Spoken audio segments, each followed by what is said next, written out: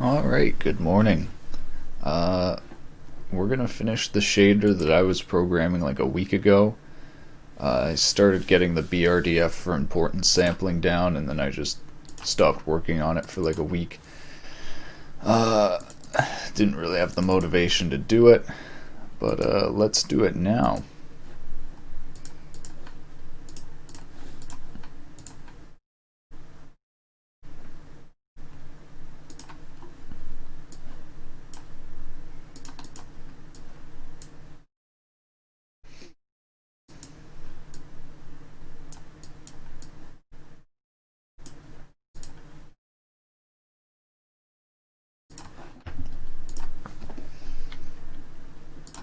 Alright, so I worked on this important sampling function last time, which looks really small, but all of these tiny numbers like 0.06 and times 1e4,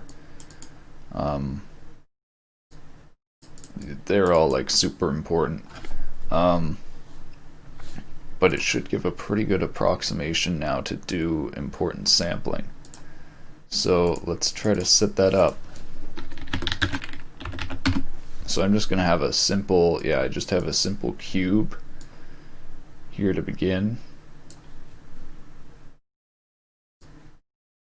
And so what we were doing here is we were comparing the difference between one half of the screen and the other.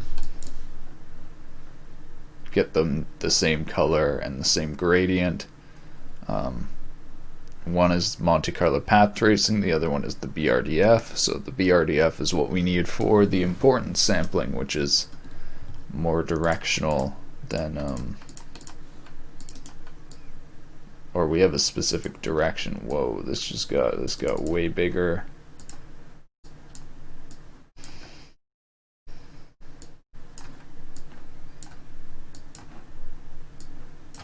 Way bigger than the screen. There we go.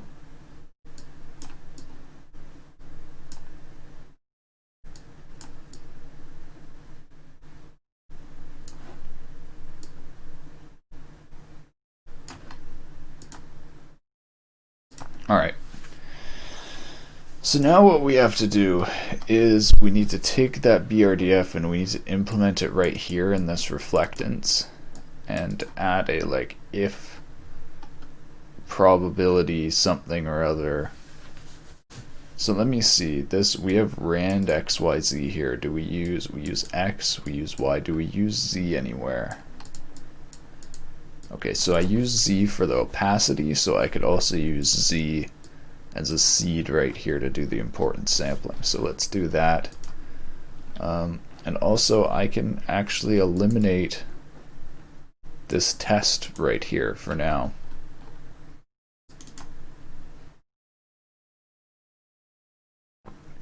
Add a custom display path tracer shader to do this test.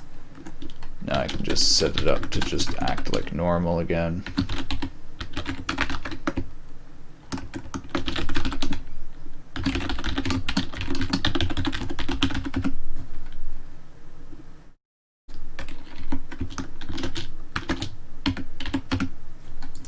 Alright, and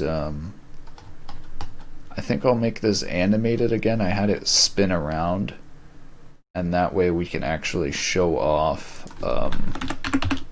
how much better the importance sampling is in terms of convergence and speed.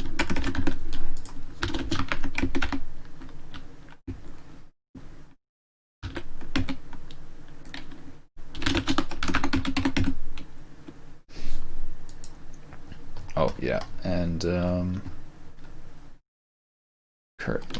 what am I doing here? I'm currently having it break or doing something. What am I doing here again to make it have no shadows or anything? Oh yeah, I removed the plane. So we're going to do a floor plane. And I might actually change this from a cube to a sphere.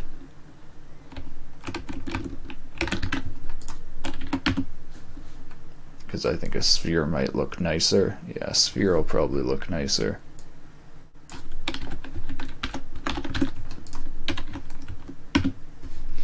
Yeah, give you more varied shadow, more varied lighting. And so yeah, you can see with how small the light is, it's super noisy because the probability of hitting the light is super low. So that's why importance sampling is absolutely key if you're trying to do small lights or far away lights. The sun, I guess the sun isn't small, it's just very far away. So I'm gonna implement this with macros so we can toggle it on and off.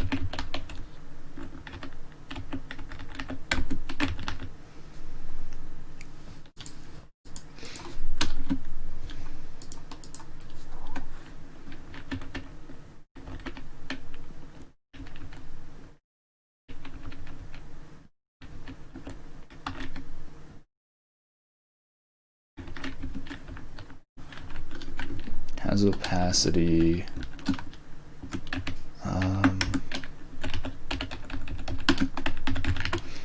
What should I do? Just light importance.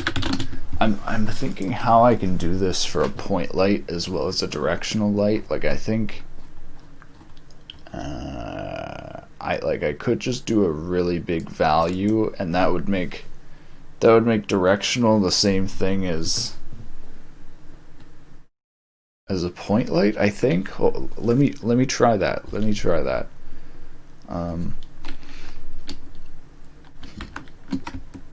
Light importance, light position.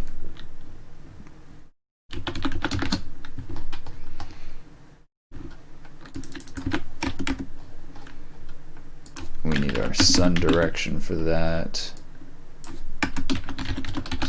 Sun deer times 1e6, so it's really far away.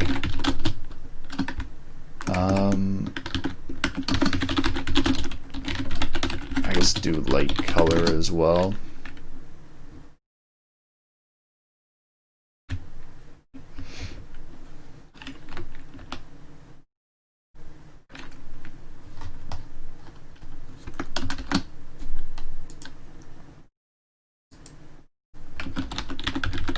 effective light intensity equals color times importance.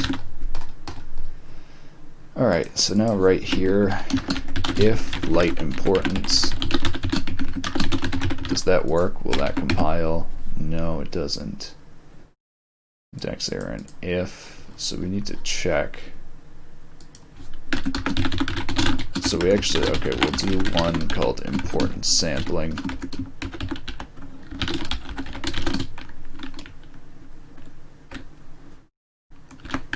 And we'll just make that 1.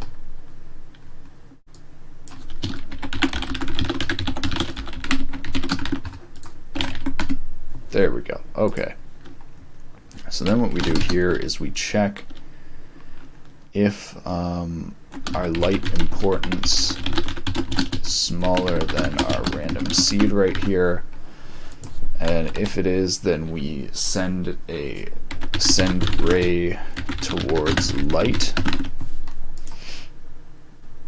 Oh yeah, so this is going to do absolutely hard shadows, which I'll do at the beginning, but then I'm also going to add a I'm going to make it send it in a slightly warped direction so that it'll give blurred shadows, but I'll do that after I get this set up. So then we'll copy our BRDF here.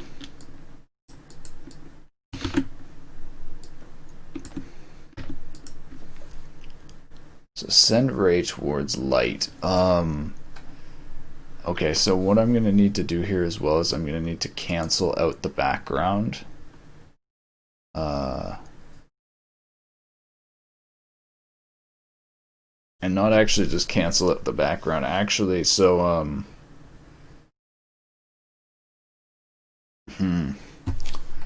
So this is the difficult thing, is if it's a directional light, this makes sense. If it doesn't, we send the ray towards it, and if it doesn't hit anything, hits the light in the background, but we actually want to have a different light intensity or light color. So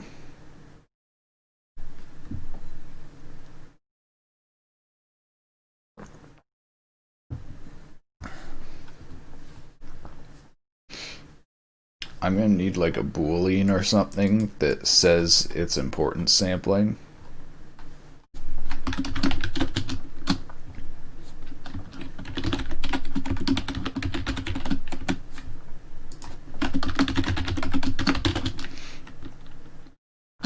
If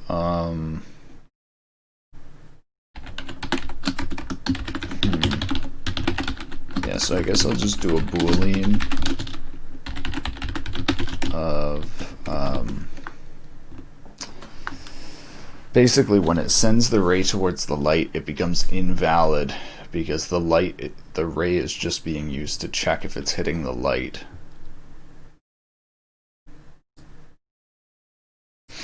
So maybe position won't work.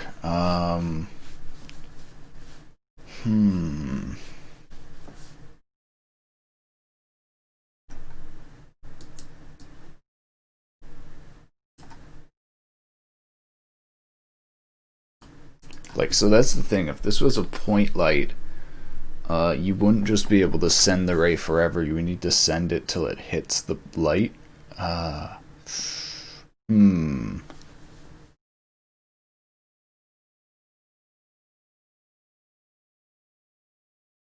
Yeah, so I don't think this will work for a point light.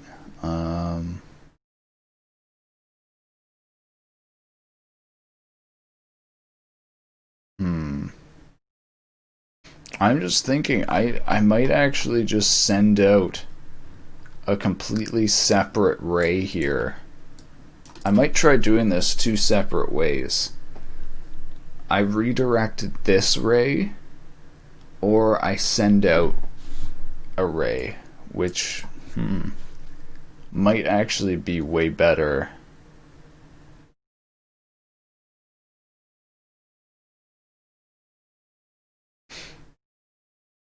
If it sends the ray, then I can do ray tracing that doesn't have any of this material sampling or anything, and just checks if the ray goes towards the light. And then I can also do point light sampling. You know what, it's actually way better that way. Let's do that. See, that's the thing though, that can potentially make it way slower. So that's why I like the idea of just sending it towards the light.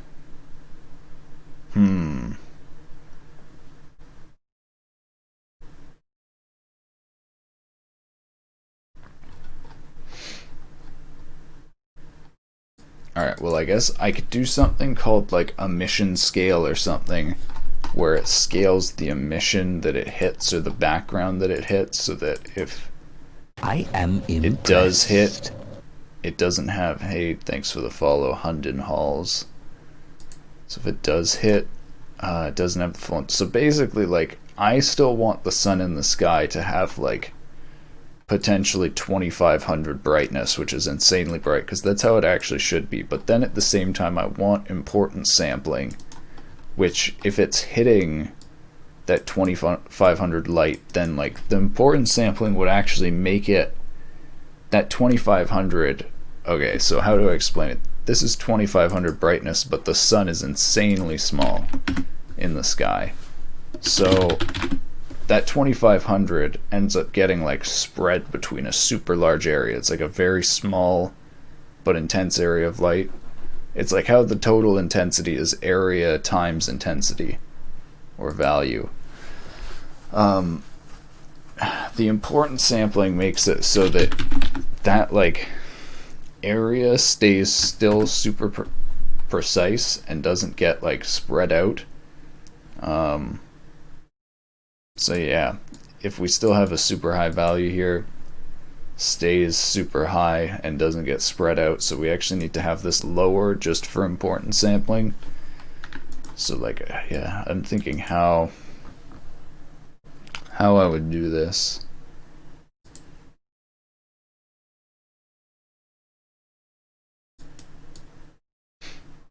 I think, okay. Importance emission scale. So this way I can keep it super bright and then scale down the emission. Okay.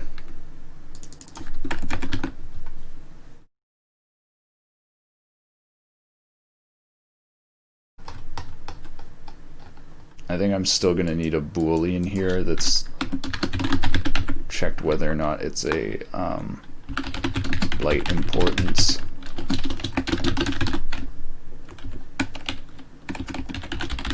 If importance sample.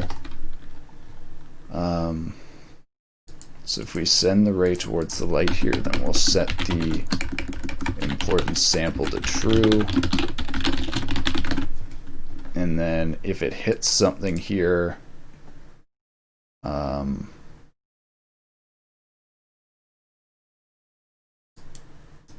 do a check if importance sample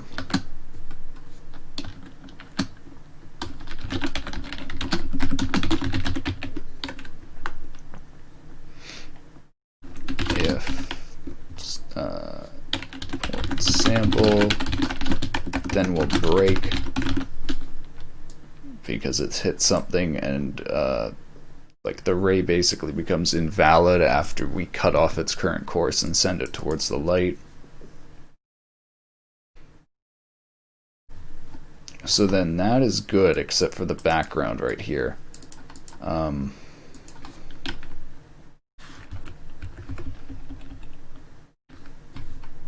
If importance sampling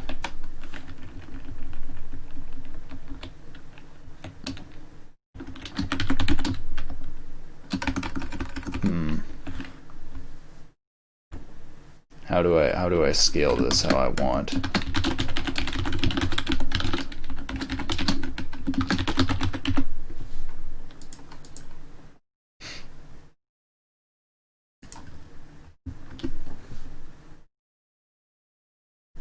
Oh, so actually I should set importance sample to false here.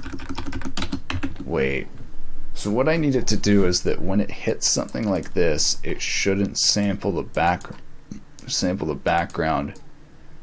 But actually, the fact that this fades away using the distance function means it still won't show up, but it means that won't work properly when I don't fade away the distance function here, which I sometimes don't want to do that. So I do want this to work properly.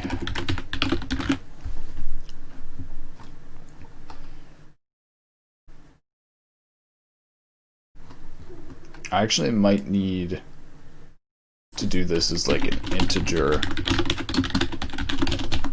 as a state. I feel like it's almost better to do it as a float then. I don't know.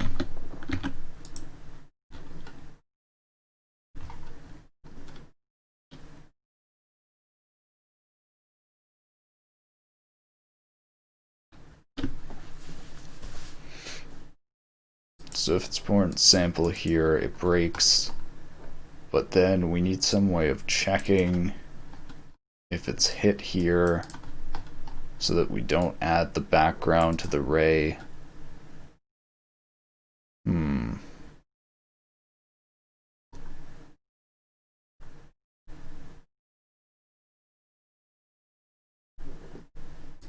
Yeah, I'm thinking I might as well do it as an int. I'm wondering if it's worth doing like byte or whatever like this.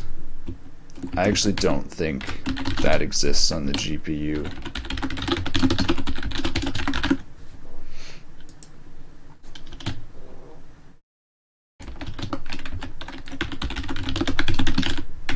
Okay, honestly, I feel like bool is better to do for this.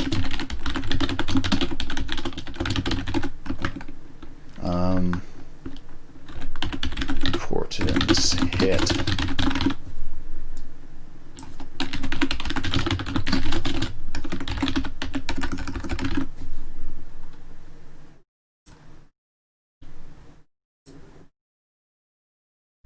I still need to do this part, but let me finish this for now. So then this is normal, except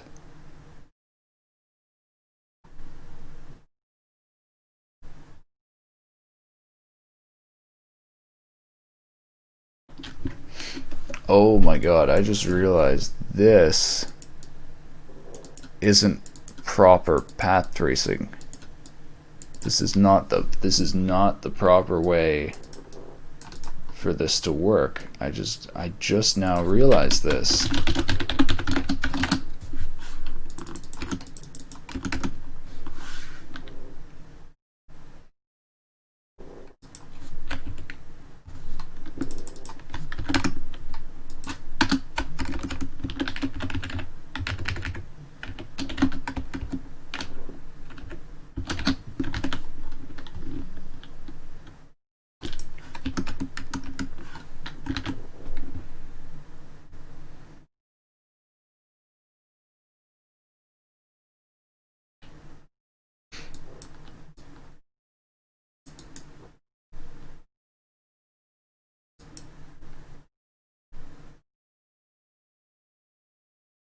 Do I want to add another if statement here to remove this one flip refraction thing? I totally think I should, because there's a bunch of times where I don't actually use opacity.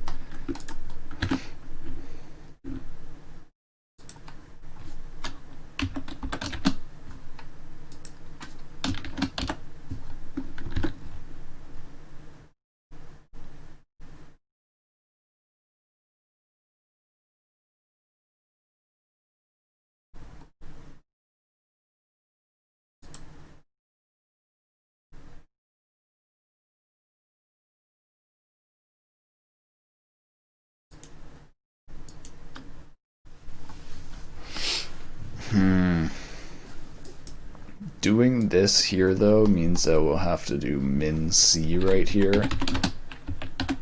At least if there's the chromatic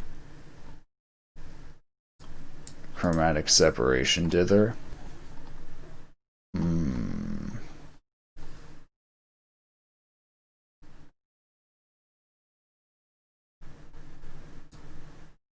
I guess I can just add that on a case-by-case basis.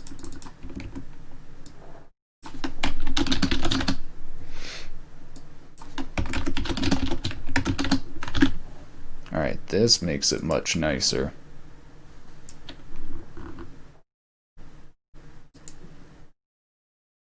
So now we can just check if importance hit.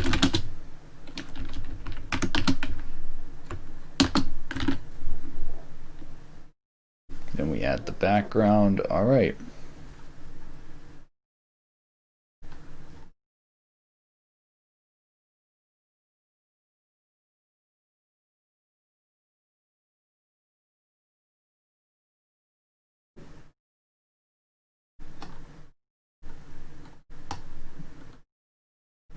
Okay, yeah, I'm gonna fix this refraction thing right here. Oh wait, let me fix whatever this is.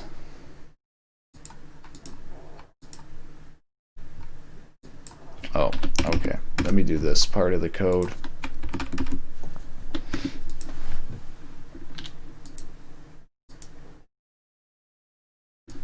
Alright, so we actually need to calculate this and use that as the probability.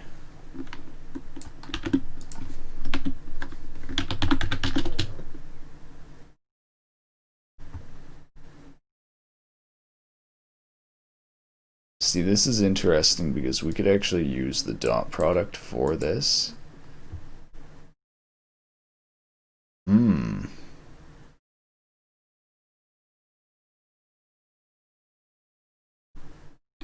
Alright, anyways, I'm just going with the code I currently have.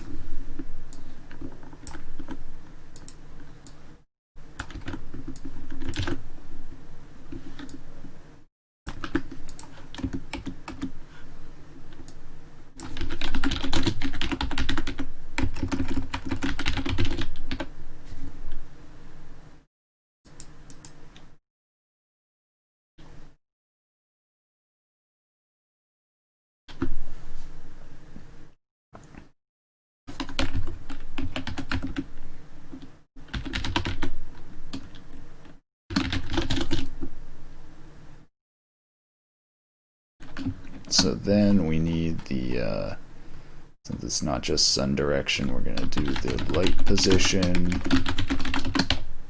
minus the current position, calculate the light direction, so that way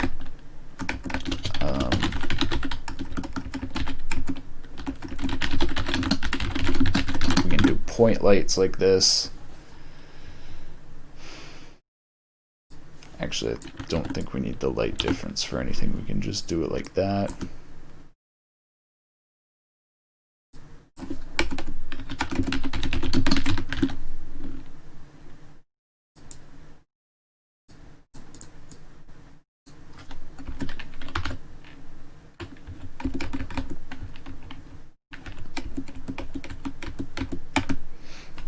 And then I'm not sure if this goes between -1 and 1. I think what I should just do actually is probably calculate, like, do I, like if this is 0, I shouldn't bother sending it towards the sun, but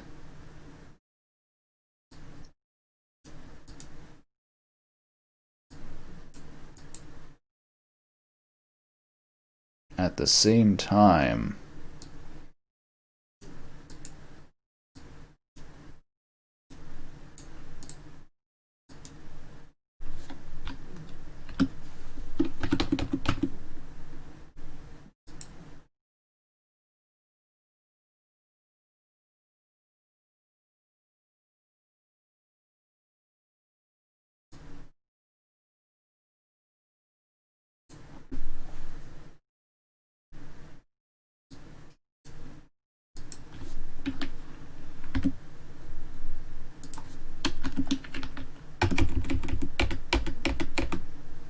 man, what a function, huh?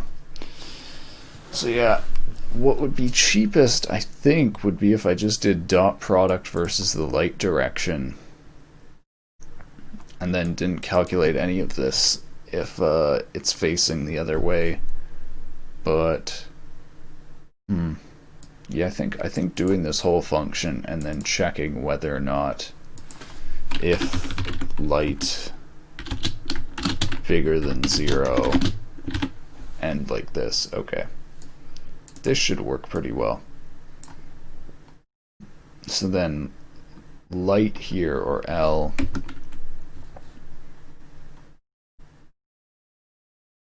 okay, so we actually need to multiply this by the importance emission scale if it's an importance sample. So hold on, let's send the ray towards the light.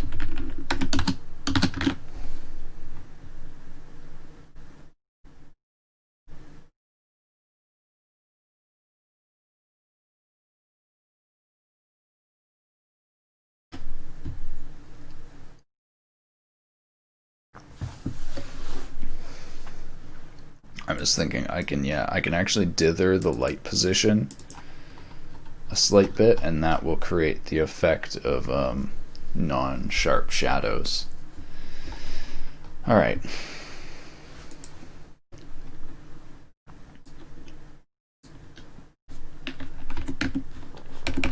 So let me look at doing this. If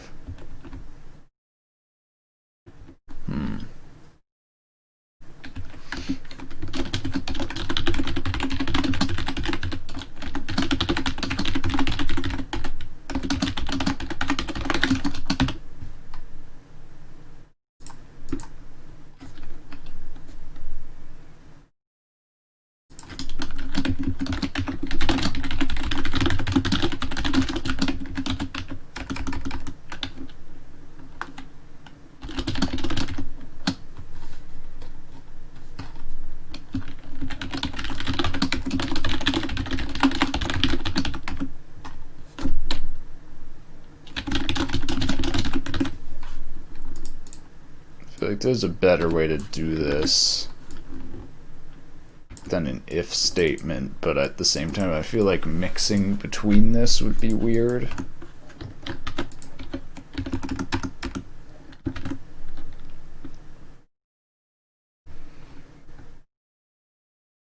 So then we have to do the same thing here.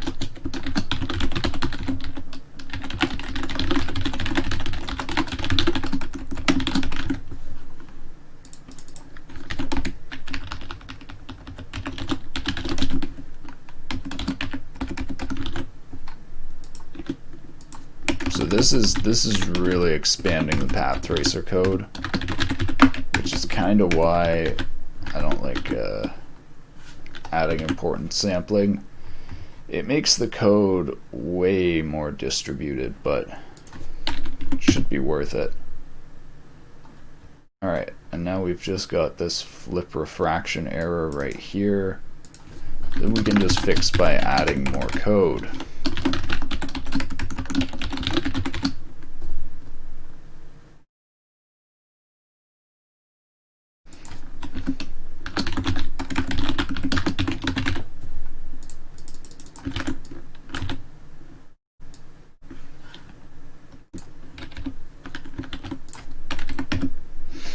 Alright, maybe this will work. What does this look like? Wow, okay. So it is somewhat working. What's happening? It actually looks for the most part it looks pretty good.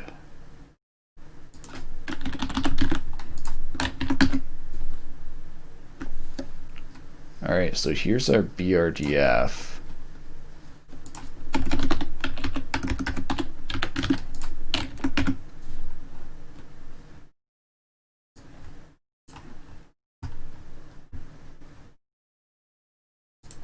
Oh yeah, and I'm not multiplying by light right here. which I should be... Should I be multiplying C by light, or should I multiply...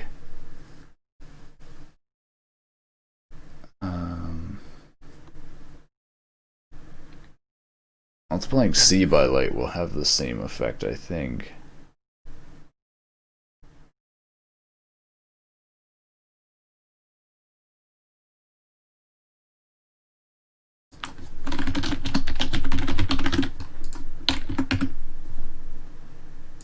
That made it way darker.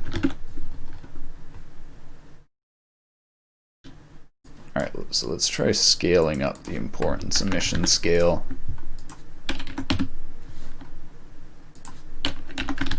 So this should be flat shading. Okay, so that's weird how it is clamped at...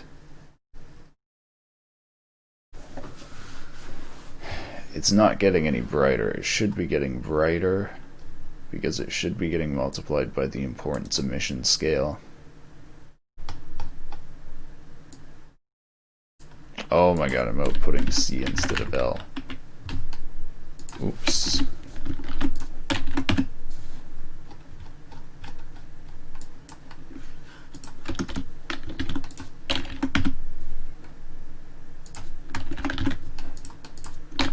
Alright.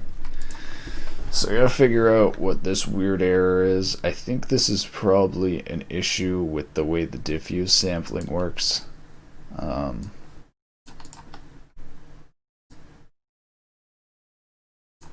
Or I'm thinking that the BRDF here is messed up for diffuse, and that I need to like interpolate it to Lambert from what it currently is.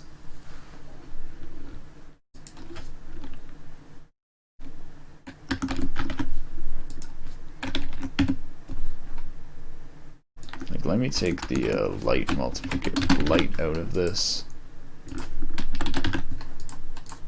Just randomly send it towards the light. Yeah, so now that's pretty decent. Except for actually that. What is that?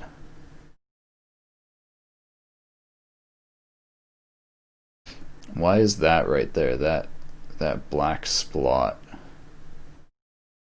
Almost where it like sends it towards the light. And it doesn't hit for whatever reason. Is it because distance does not equal 0, or... Oh, it's because I'm not breaking after this or doing anything different. Okay. Else reflect else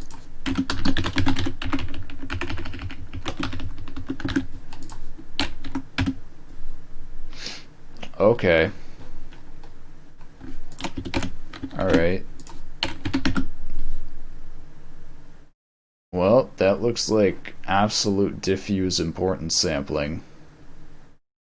So that's nice.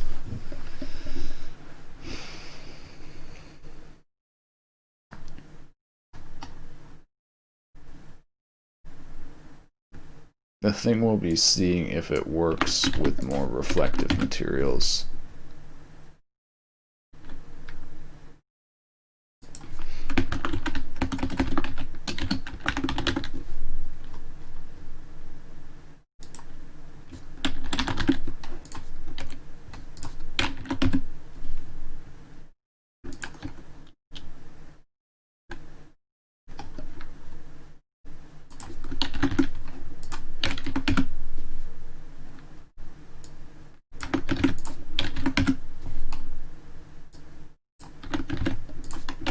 So this is what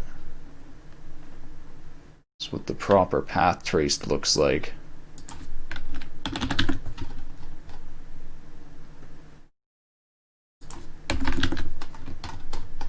Now let's try to get this looking like that. So the reflections actually already look pretty similar.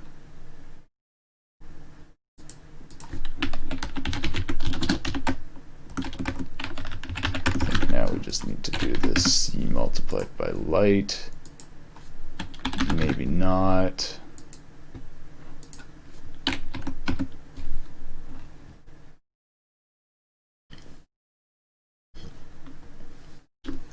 Let's see, what would C multiplied by light do? That should do what I think I want it to do.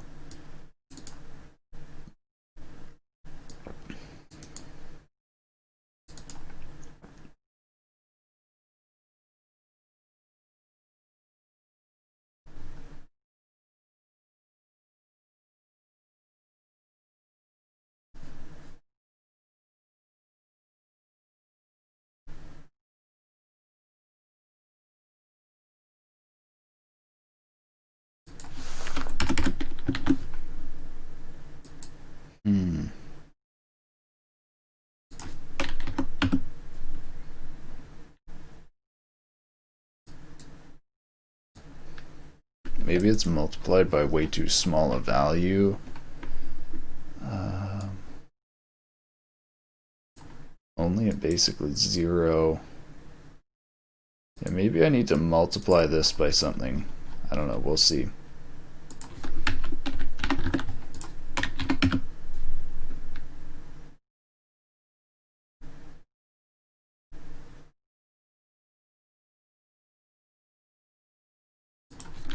Okay, that definitely looks wrong.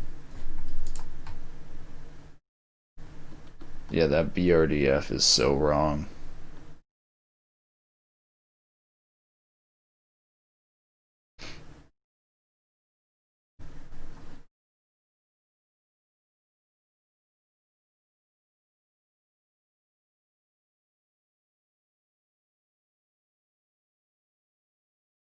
It's way too rough.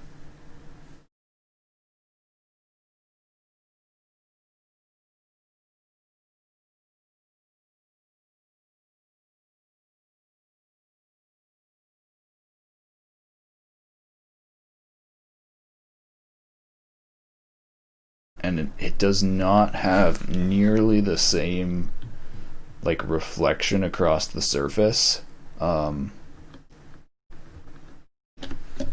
The way the light randomly scatters, it is not at all the same. I actually don't think I'm going to go with importance sampling.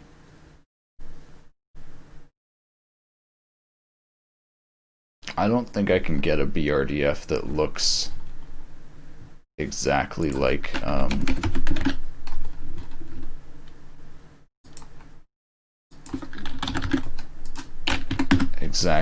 what the random sampling looks like,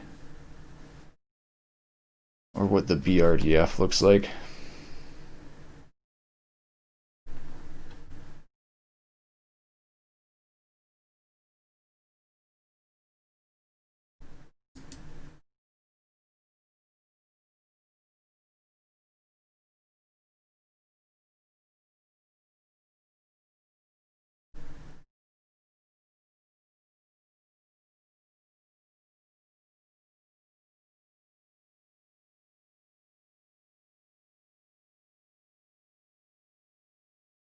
Yeah, I'm just thinking, is there any way that I could simulate this correctly?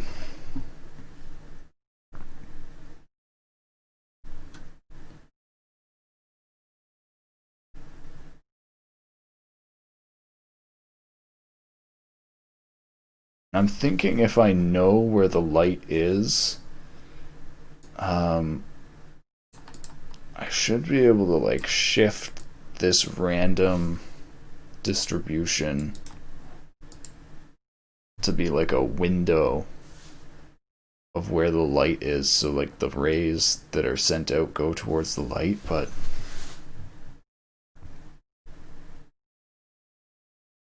I don't know.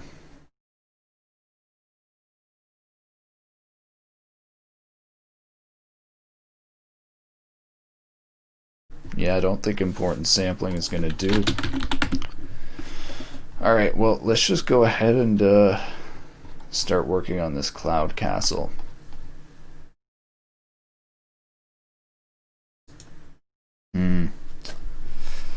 I'm just thinking, how could I, like, maybe I could do it just for diffuse sampling?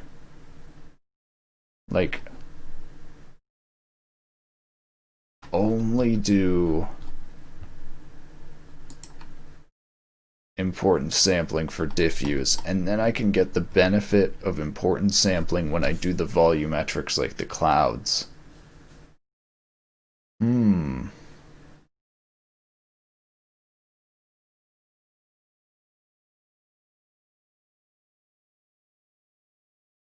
Hmm. I don't know. It still wouldn't have the right light attenuation.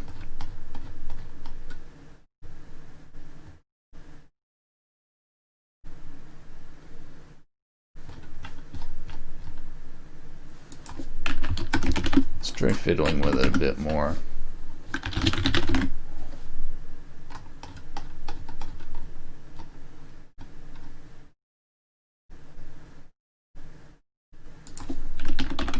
See if we can maybe do something like fixing it.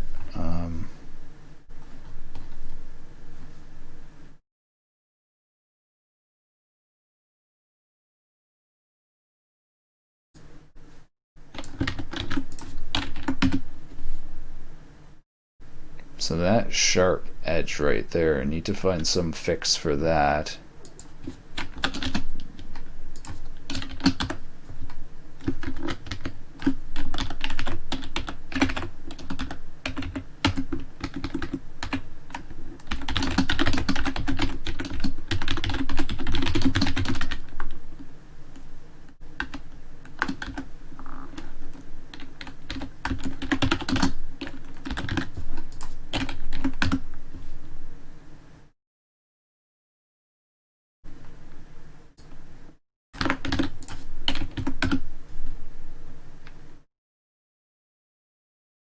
Okay, that might work.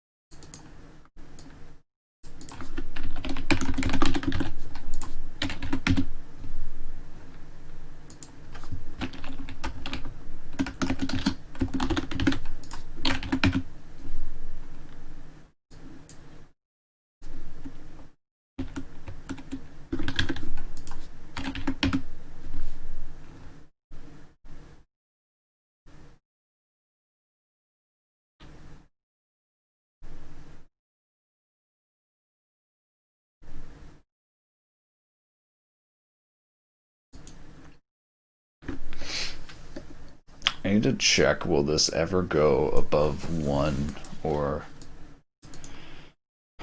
Alright, so...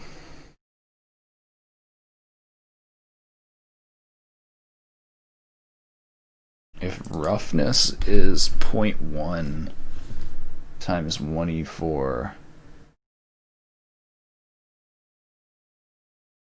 it's going to be reduced massively.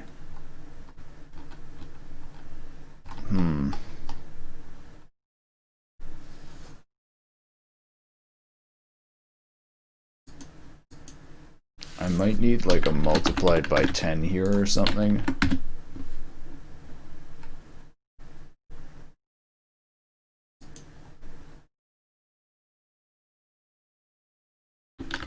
But yeah, I can actually just do that with the light emission scale here.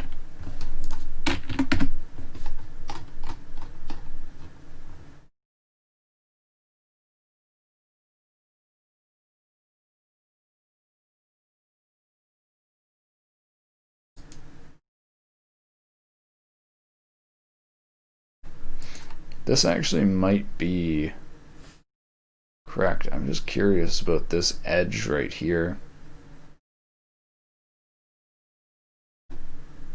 that definitely isn't correct.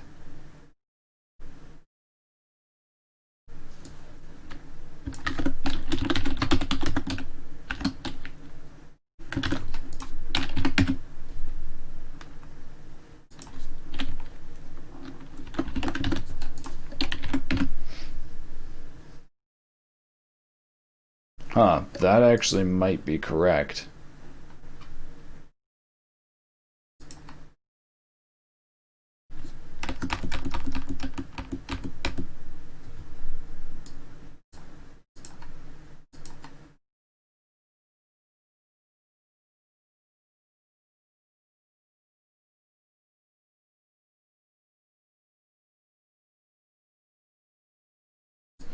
Let me try comparing the different brightnesses, and then we will see.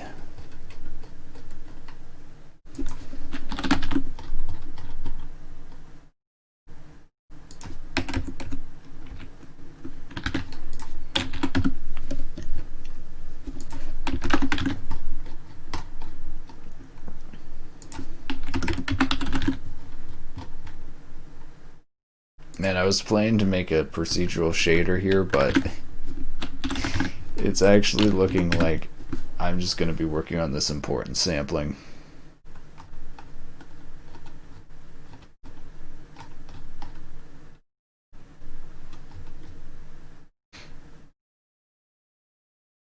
Alright, so this is non-importance sampled. I probably actually want to capture an image of this so that I can compare it.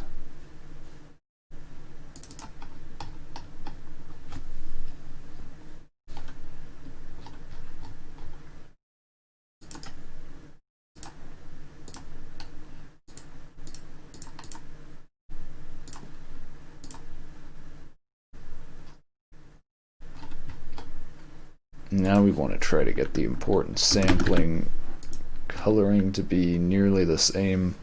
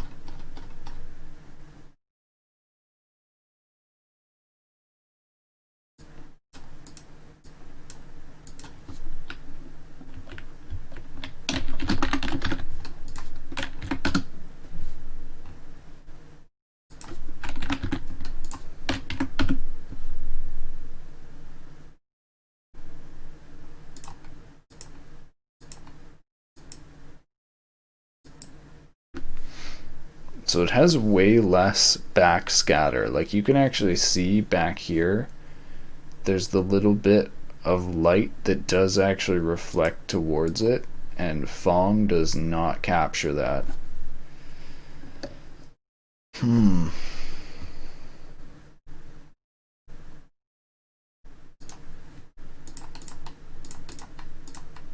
It's also way too shiny.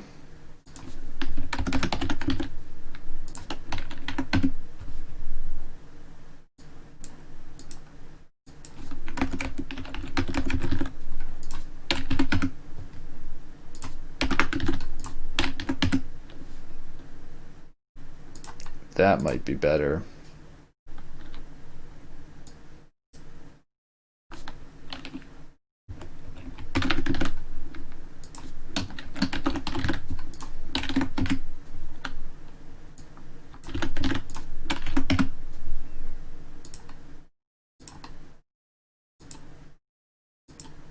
Still doesn't have the backscatter back here though.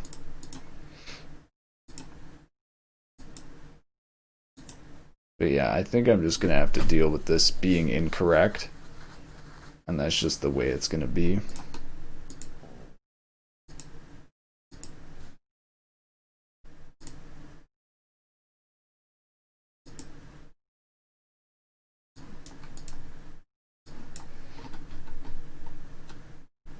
try to at least get it looking the same with different brightnesses.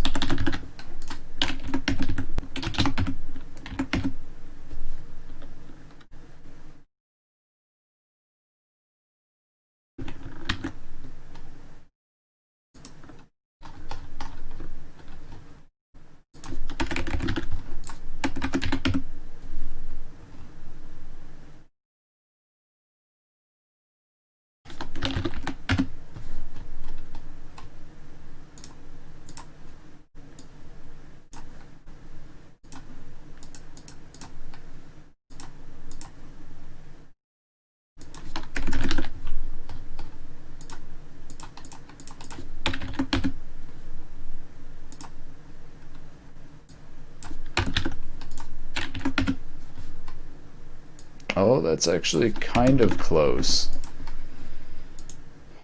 But yeah, the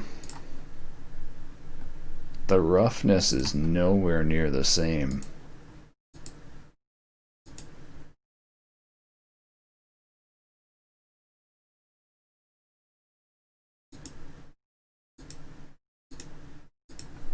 It's similar, but you get completely different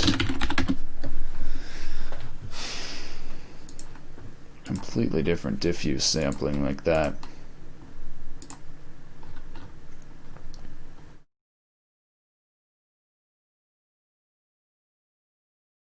So I think what I need to do is lerp between this reflection and the normal, depending on the roughness.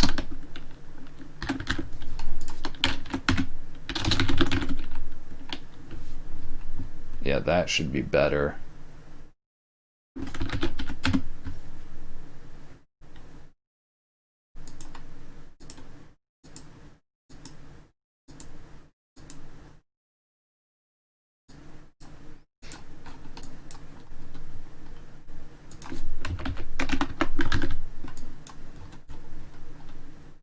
But yeah, this is my thing. I feel like I'm doing a ton of work just for an optimization that's actually going to look worse.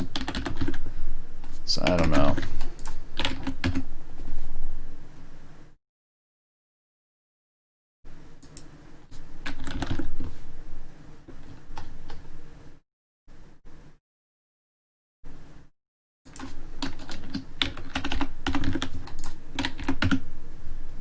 Okay, that actually looks pretty much similar.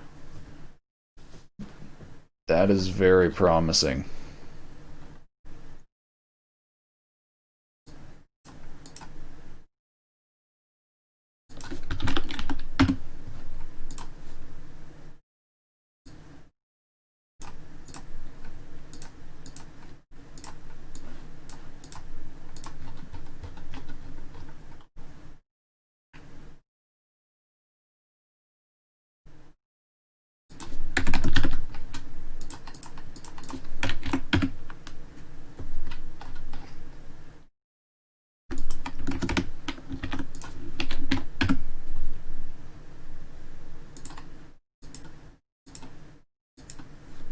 Alright, so it's a bit dim.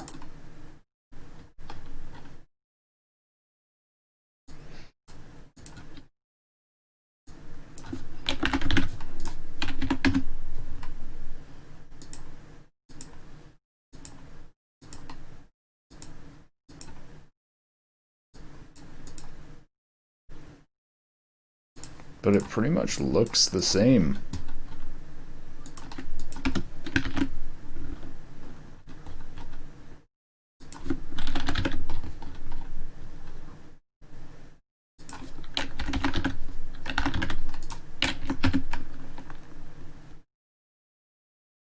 Let's try doing this part-way test again. This'll be a good sign of how close it is. I'm thinking the brightness will be wrong, but it should be pretty close now.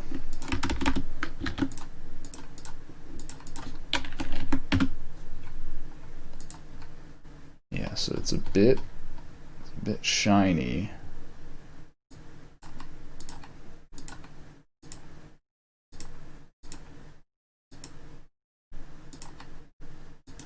Bit too shiny, but other than that, it's looking all right.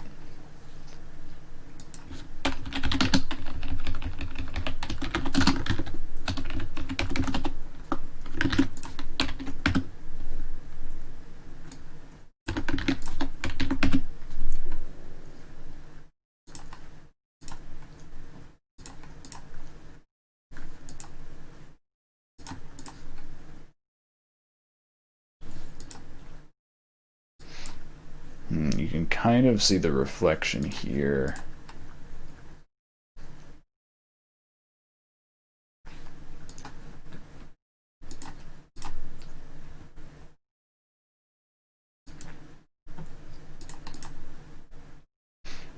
Yeah, that looks pretty nice.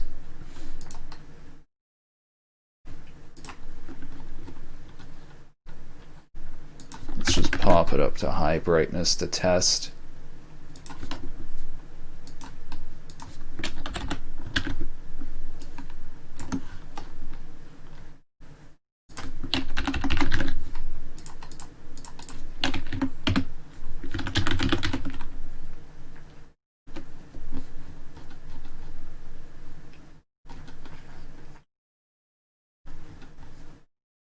I'm going to let this converge a fair bit so that I can actually accurately measure the brightness from the pixels.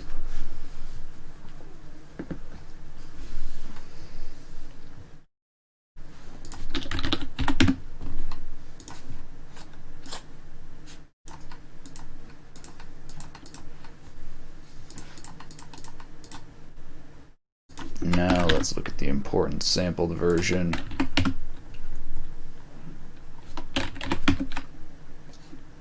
Oh my god, it's so close. It's so close.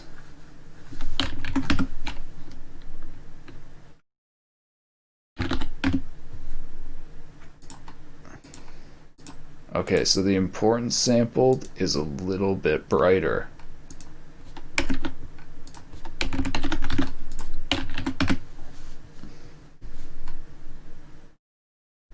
Wow.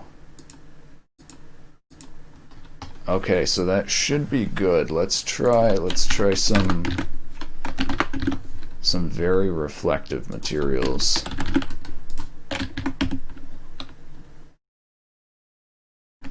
Oh, that's really interesting, the bounced reflection.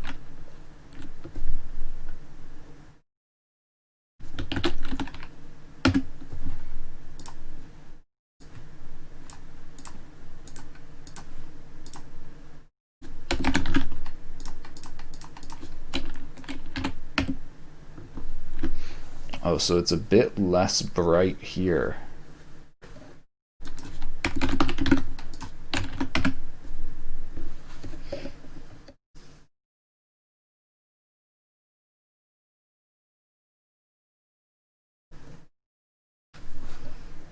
Oh, that's because of this importance.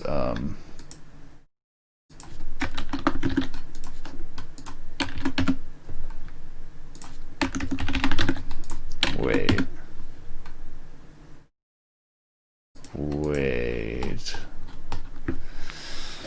What's happening here?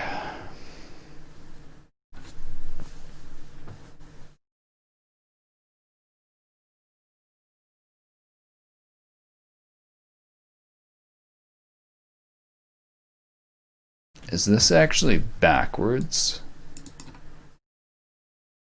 0.99 smaller than... No, it's not. What is happening?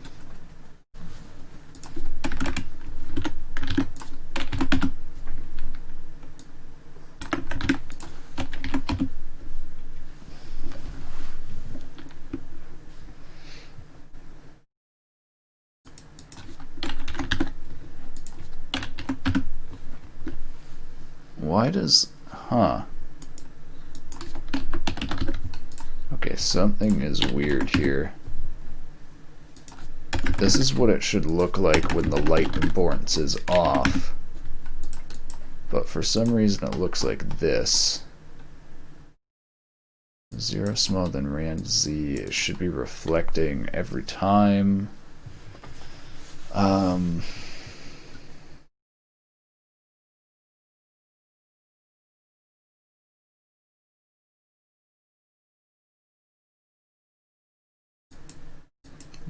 reflect surface.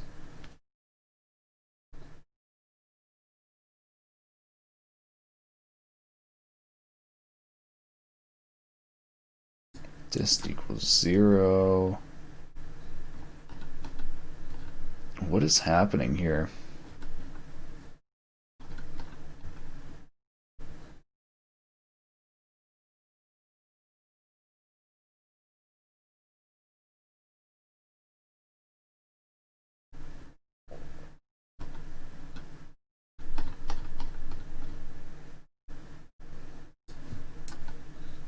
It's not being multiplied by emission scale, is it? Wait. Why would this be being multiplied by emission scale? Light importance smaller than range. Let's see. Wait. Oh my god, this is chance of opacity. I did have this backwards.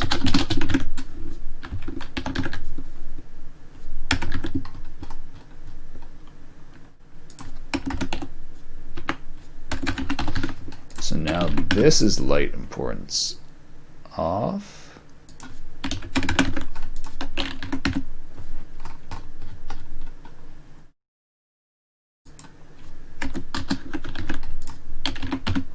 So there is light importance off. Then we can do half light importance. Then we can multiply the light importance scale to make up for that.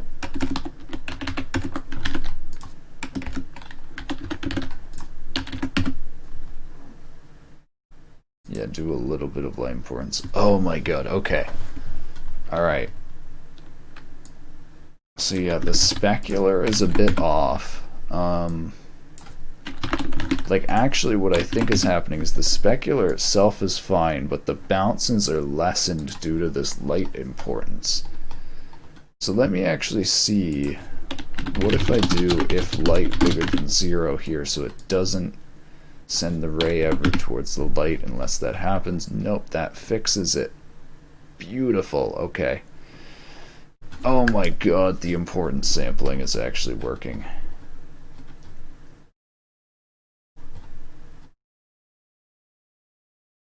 And it's actually working pretty nicely.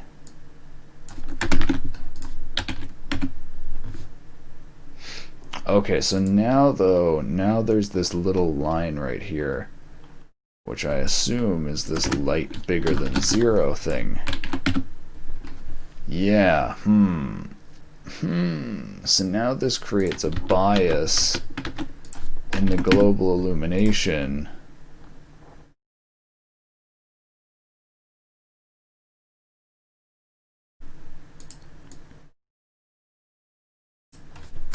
So I should actually multiply this light times light importance. That's the way to do this, right?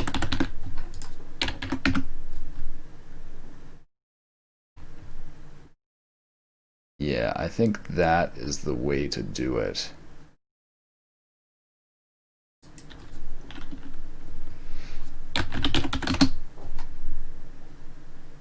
And then clamp this between 0 and 1.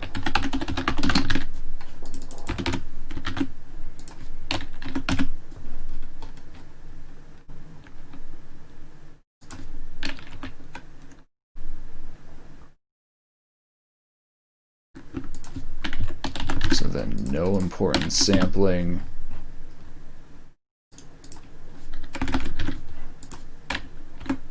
With importance sampling.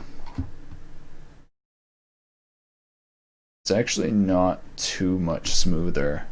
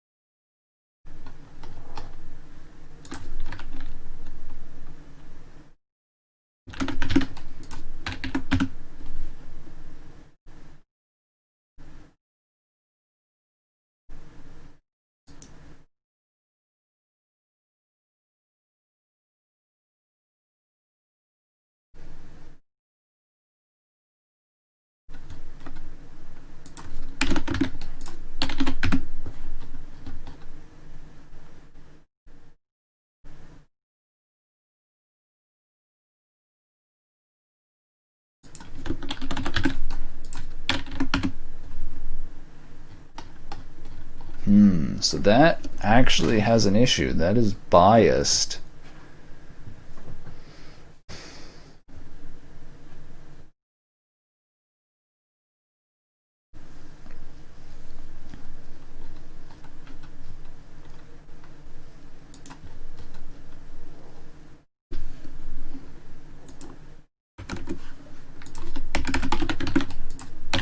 This light importance sampling is too bright and it doesn't have the correct gradient here for the diffuse.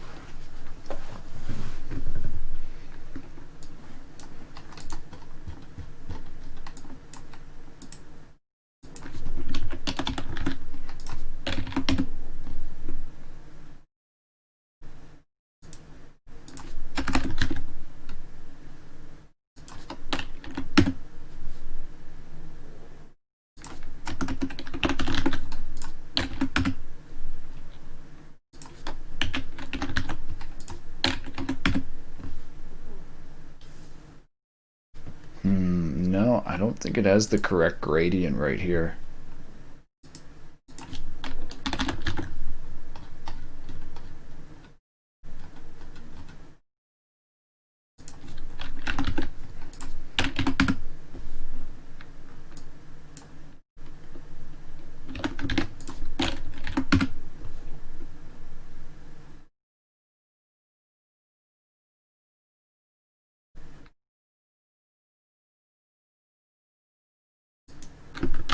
It's pretty close.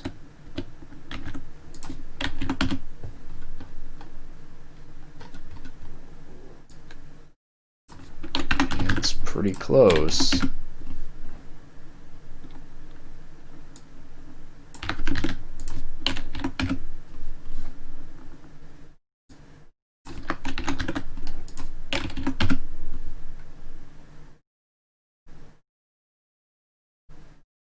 I don't know, I think that's too bright.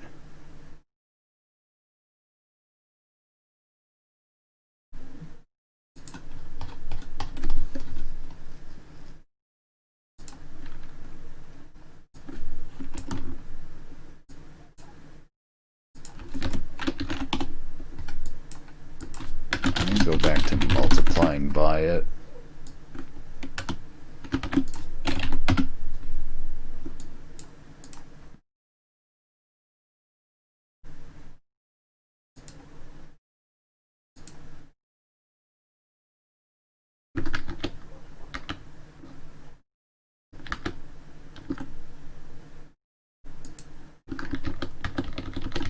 What did I... Oh, I deleted that.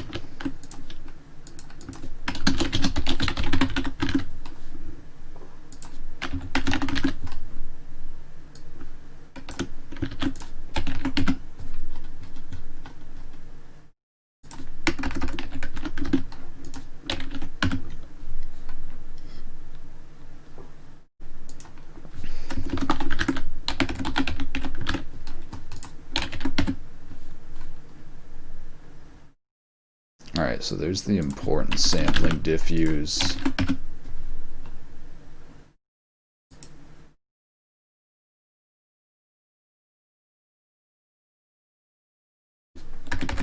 It looks pretty correct.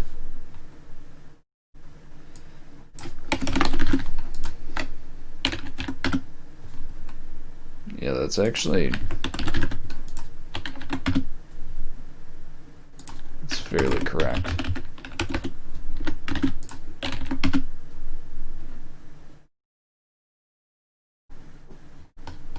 Alright. I think that's pretty nice.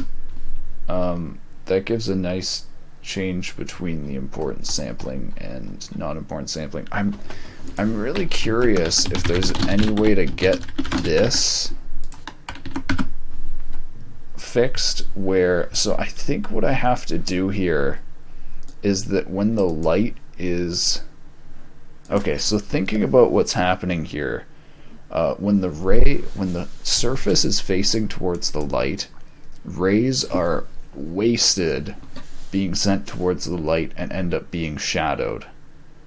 So then what ends up happening is right here, light ends up being 0, and those rays end up getting reflected around to be used for global illumination again. I just realized there's a weird line right here.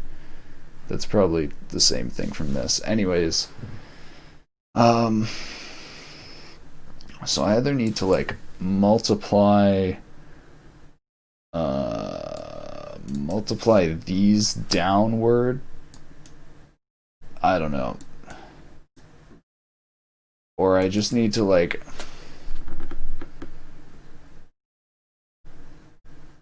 I either need to multiply down global illumination rays,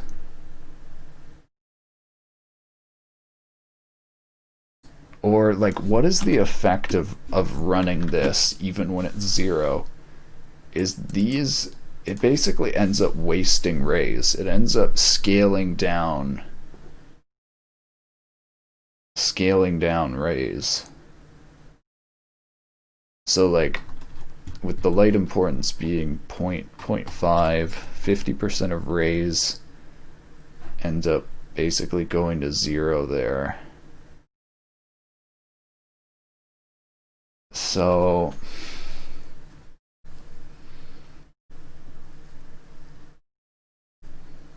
yeah, actually I can't think of any way except for just like calculating this as it goes. Because I mean, even when this, like, yeah, actually I could multiply by this. That was an alright method, actually. That was an alright method.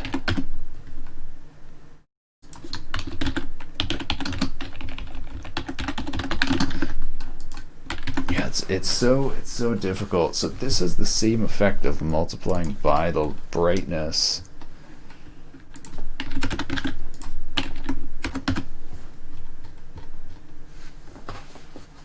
Or at least it should have a very similar effect.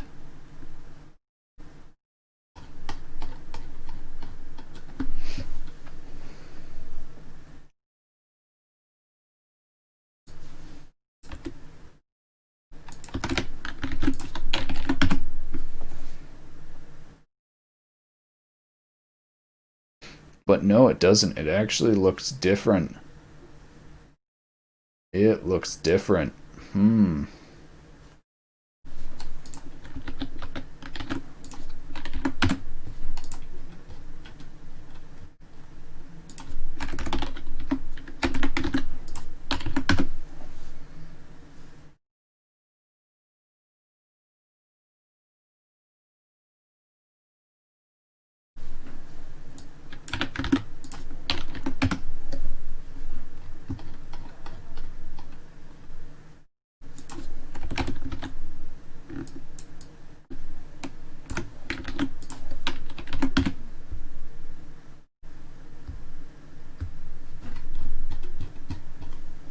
Yeah, this really does seem to be.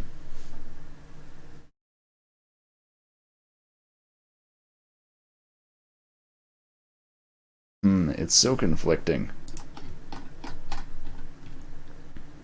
Because technically multiplying by the light importance here is by far the most optimal, because then light rays don't get wasted. But it seems to be less correct, and I can't really figure out why.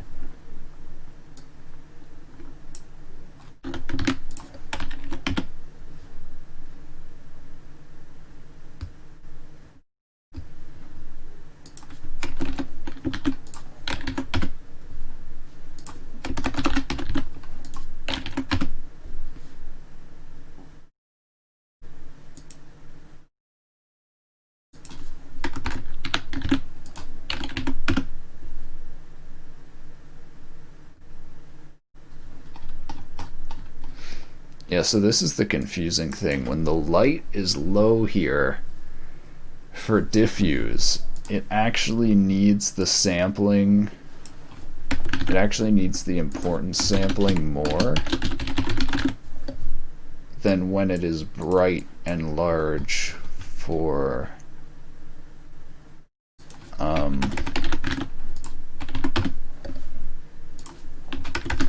specular, which is really conflicting. So I'm actually thinking that's why it still is just best to have it like this. That's what I'm thinking. Is there some way? I'm thinking I can do this based off of diffuse or something.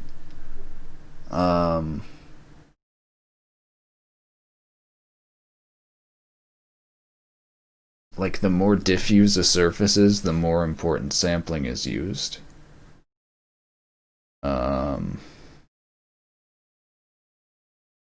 was already saying something about that before, just doing diffuse importance sampling. I feel like that might be a really good idea. Since diffuse is by far the most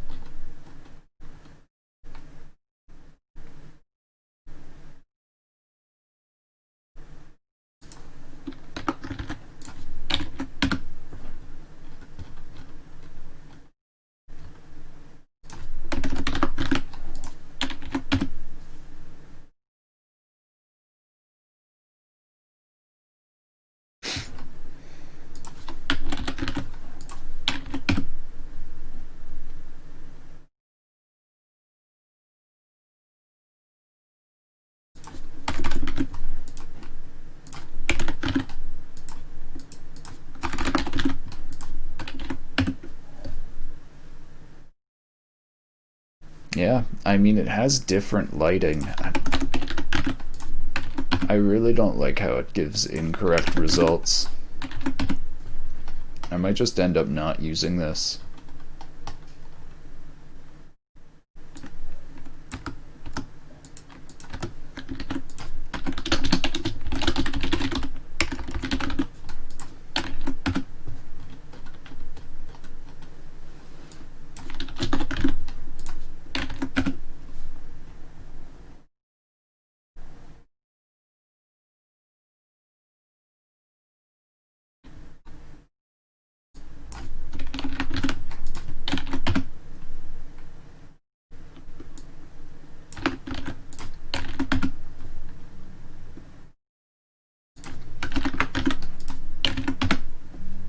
But at the same time, I'm probably going to keep it here just to help this diffuse sampling a lot.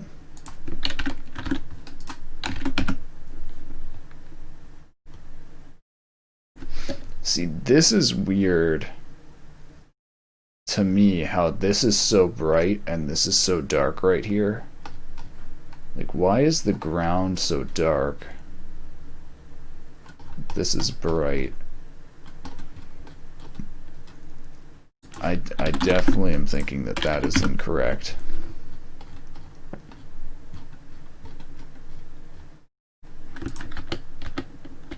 I guess that's just the way the ground reflects.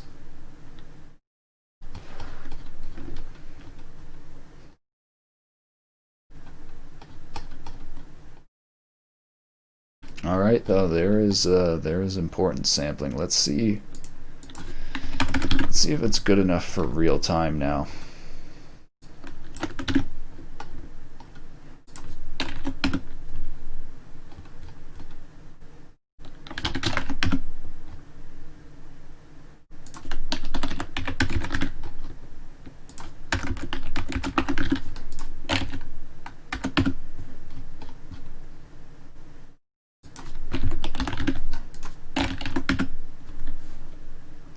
So here it is with no importance sampling.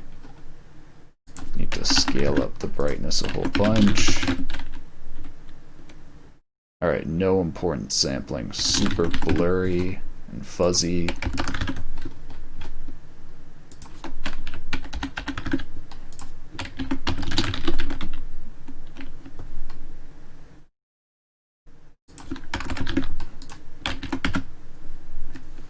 And now with importance sampling,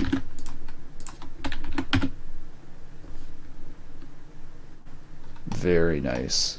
Let's see how it looks with reflectivity.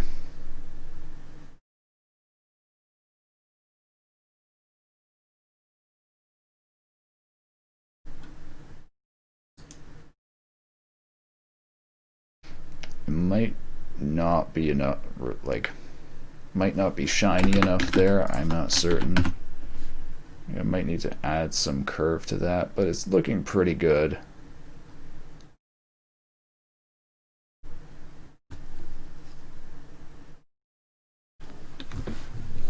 I think I'm pretty happy with that.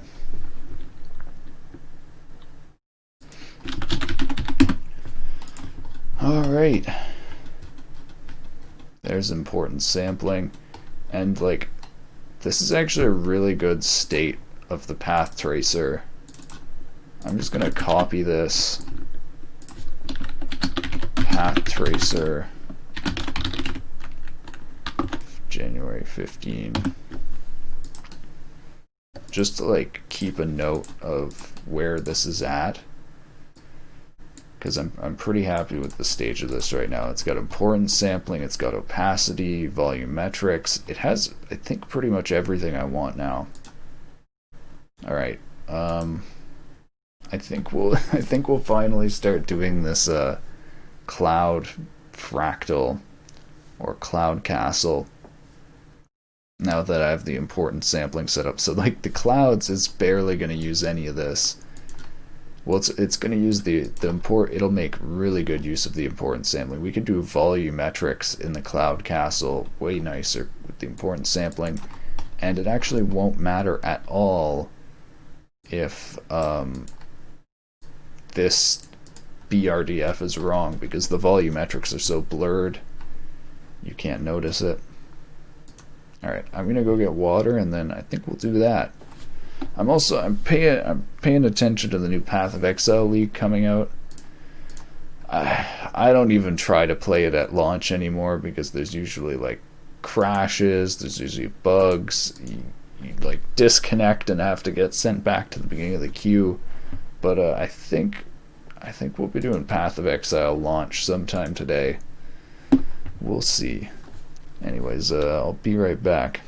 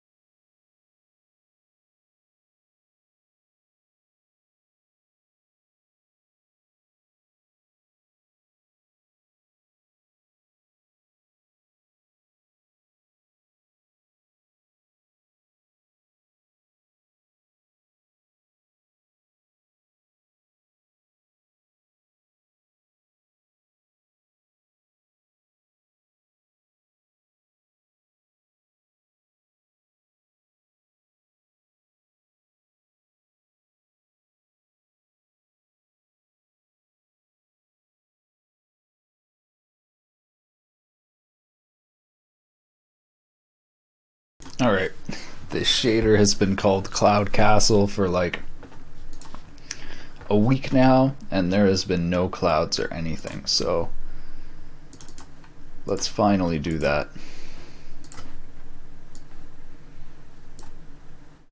I'm also going to delete this Cloud Castle 2 because we don't need that anymore. I'm going to be copying the cloud distortion here.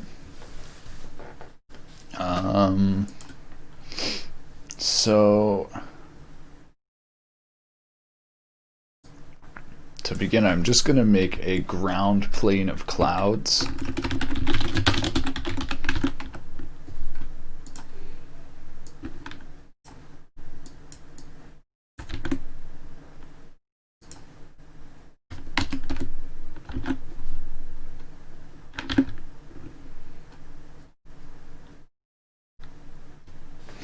And I might need to switch up this cloud distortion technique. We'll see.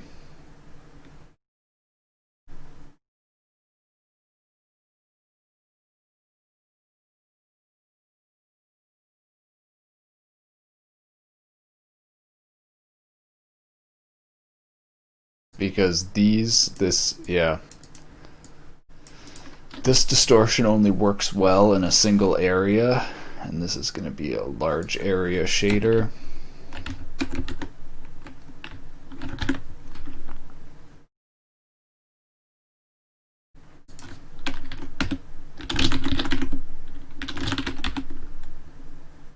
Alright, here we go.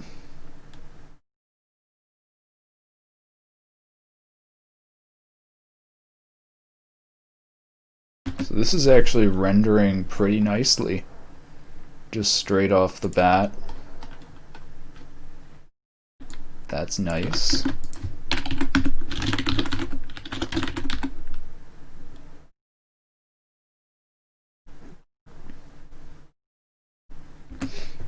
So yeah, I might even just completely remove the distortion at the beginning. I am impressed. Thanks for the follow, Lunar Sec.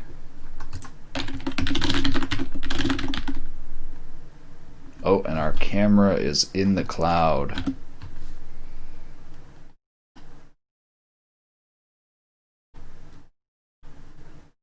So let's move the floor down 5 units.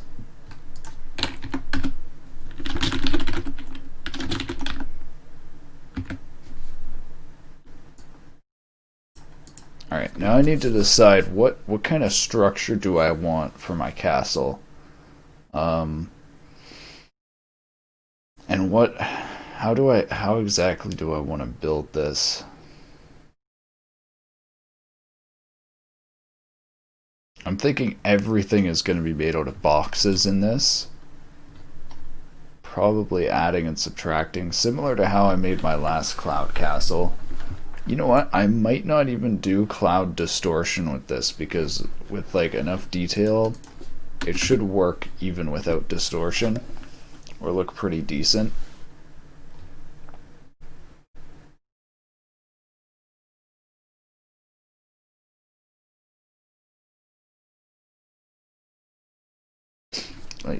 Let's just start with a box.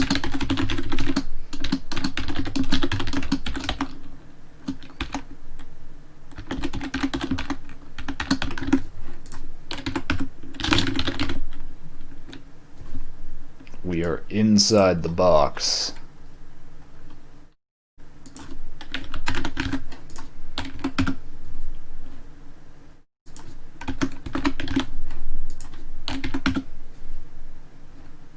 There we go. A cloud box.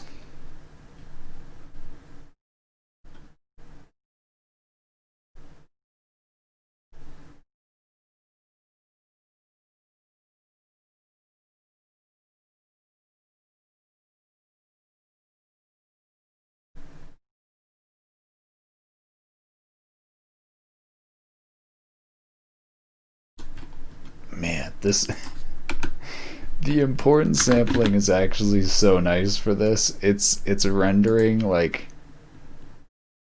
pretty damn quickly now. We're not just rendering like quickly, but it's pretty smooth now for how quick it's rendering.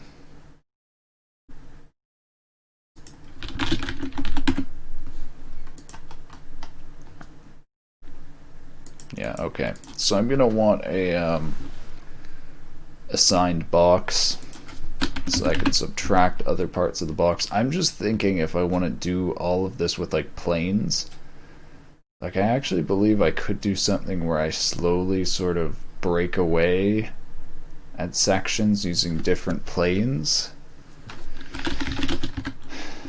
But let's just do box to begin.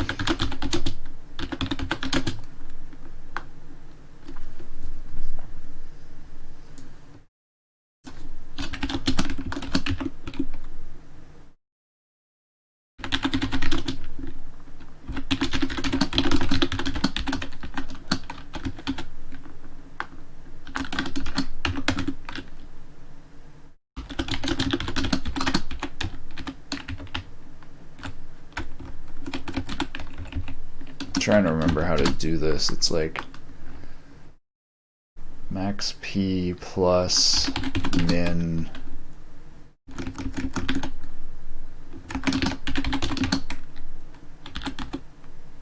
or maybe max.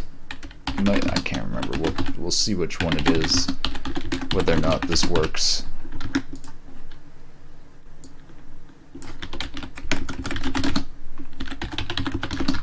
So what signed box distance function lets us do?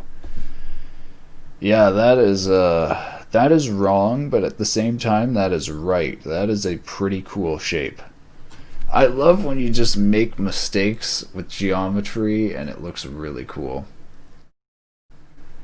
Yeah, so what this is actually doing is it's actually adding the inner distance instead of where it should be subtracting it.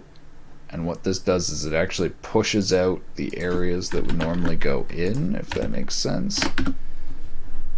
Oh yeah, so never mind. This is actually supposed to be max. What a very interesting effect, though. I'm wondering if I could use this. This might actually be a really good shape to work with. Anyways, signed distance lets us subtract the box shape.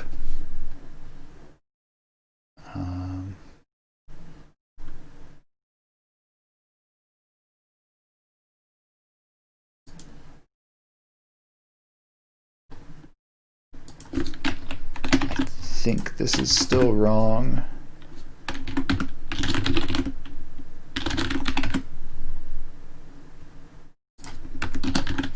Yeah, I'm gonna actually need to look this up maybe.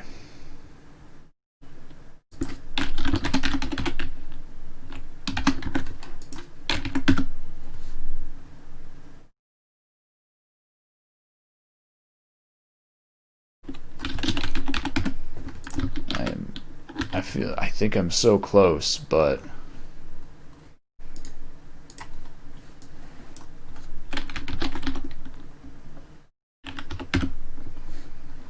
let's go and look it up from in the Bible.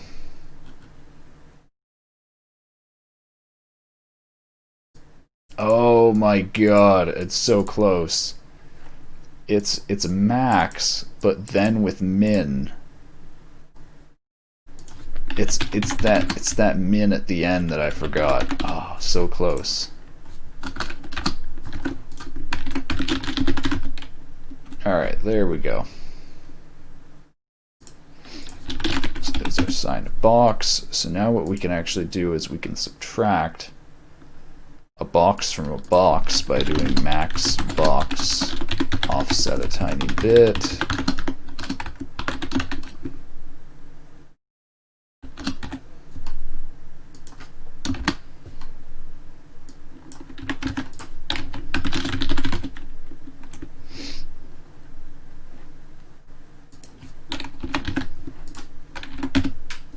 Here we go.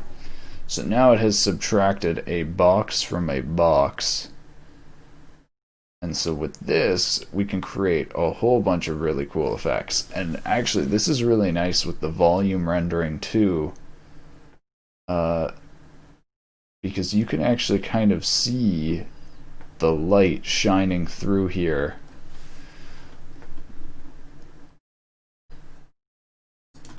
I can actually make more light skip through here.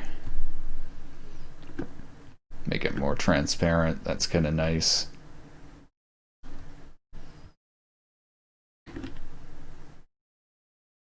Alright, this is going to be the key though.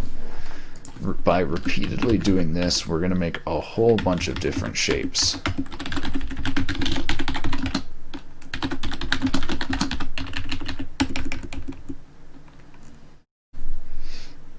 I don't know if I want to have the floor right at the beginning like this.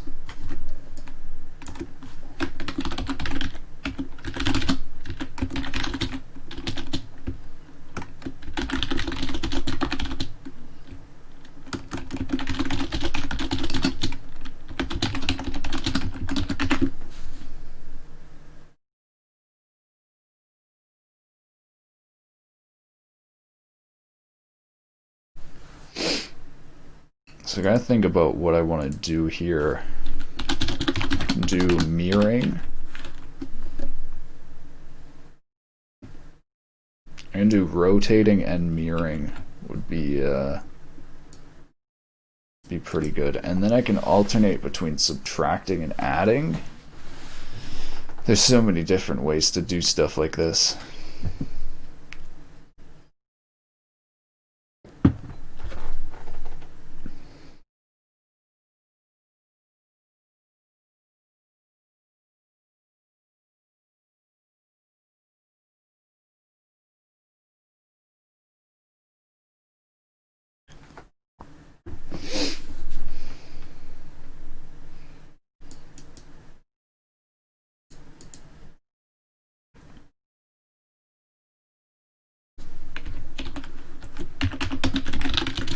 I don't know if I want to. I think I'll have a scale value. Subtract from the scale. Make the scale bigger each time.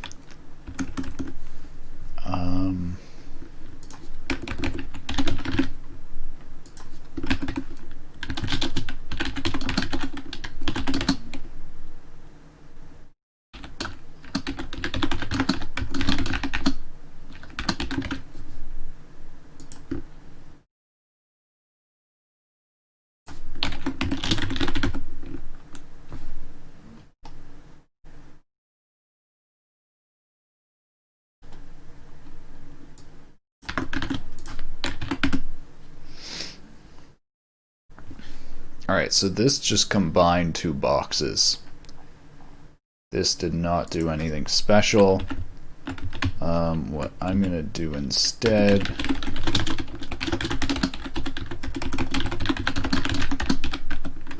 is, depending on this,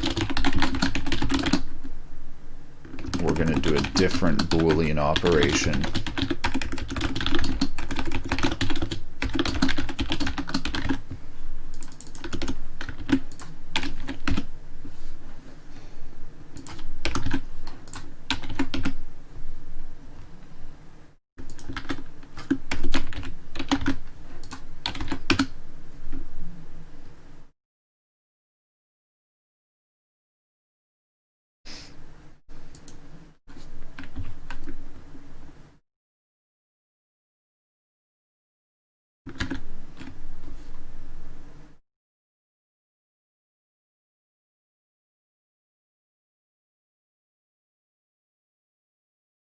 Okay, so if I'm going to subtract, this actually needs to get smaller.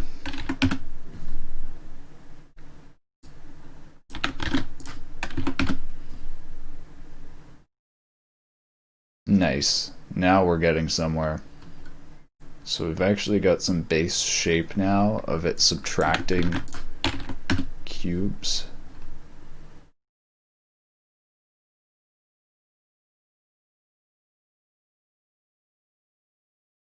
Okay, so that's really interesting. What if we alter this?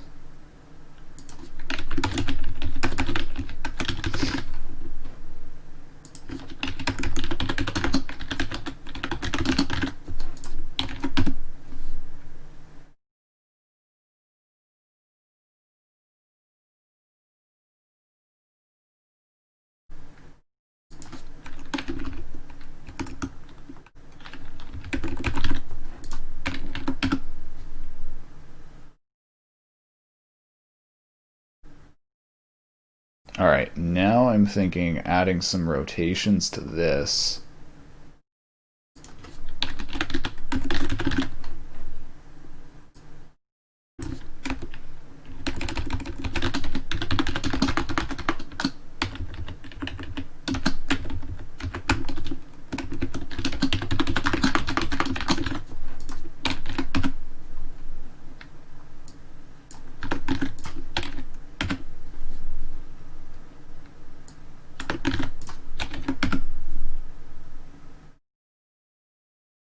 Ooh, yeah, no, that is cool.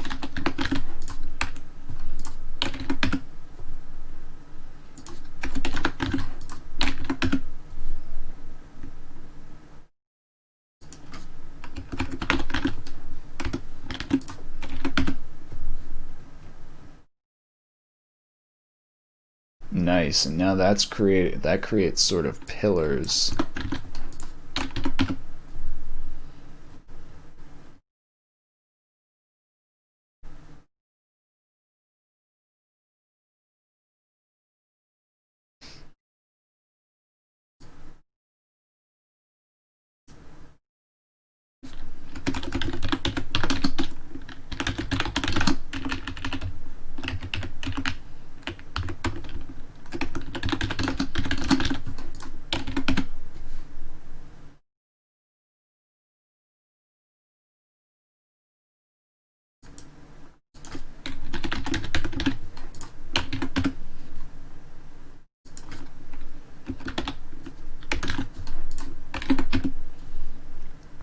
Okay, now I think it's ready for some rotations.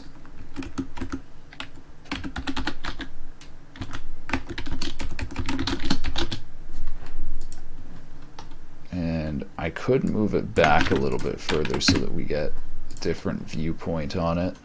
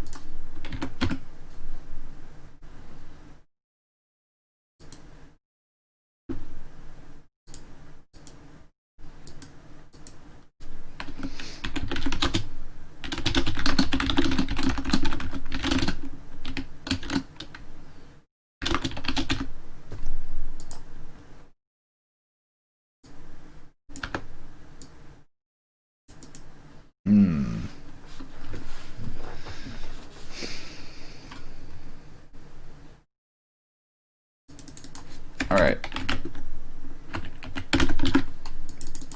That's actually looking alright. Now let's try making it tall again.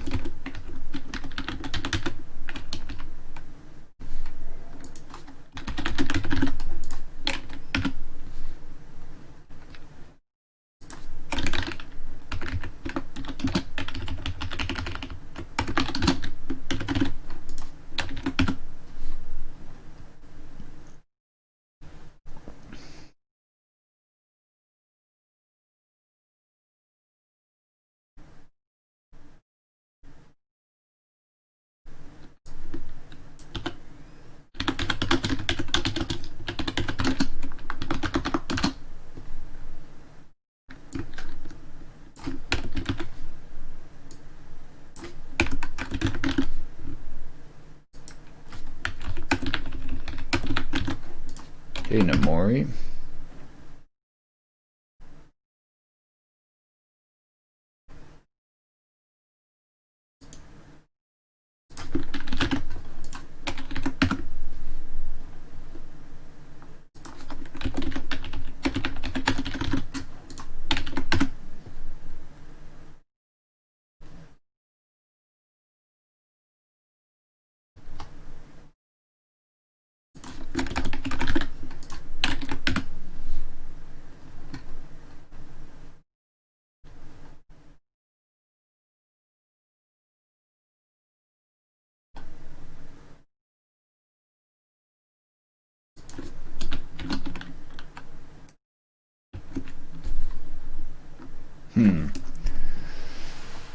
So I might actually change it so this box function is called differently right here and here.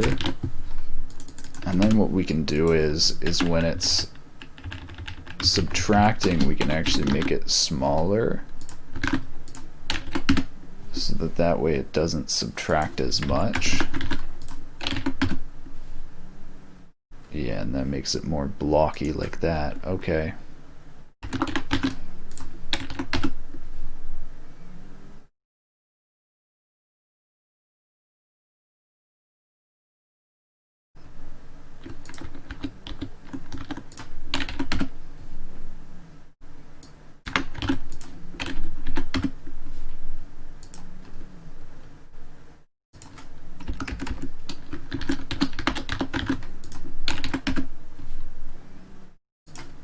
Or I could also swizzle. Oh no, that's nice. This is kind of what I'm going for. I'm going for like this type of shape where it's all connected. Yeah, this is nice. Okay, so now if I can get it doing some sort of fly through.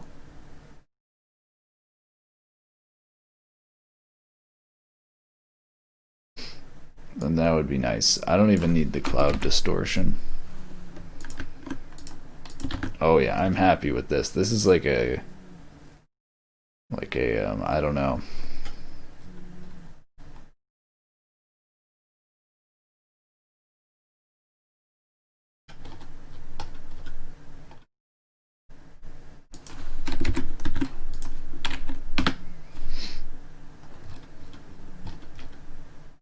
How does it look when it actually renders out?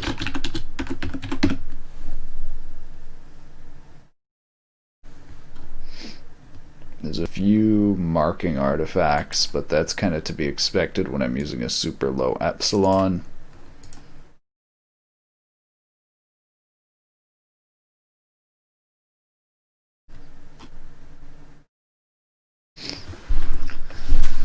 Yeah, there's still... Did I end up changing actually something about this? Dithering opacity rand. I remember actually I had... Alright, yeah, I did change this.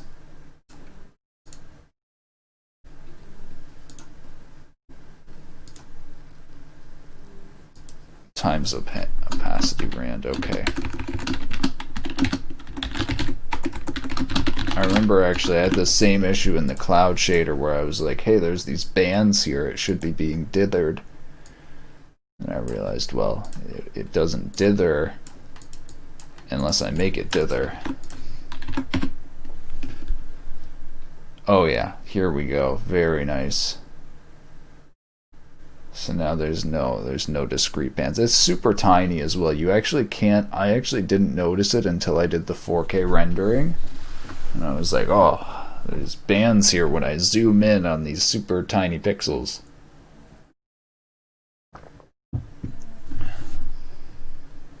All right, let's get a fly through going.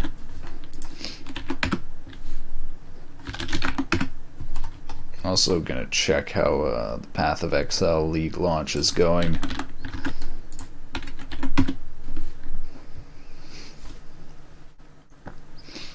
I just need to see what. How should I fly through this?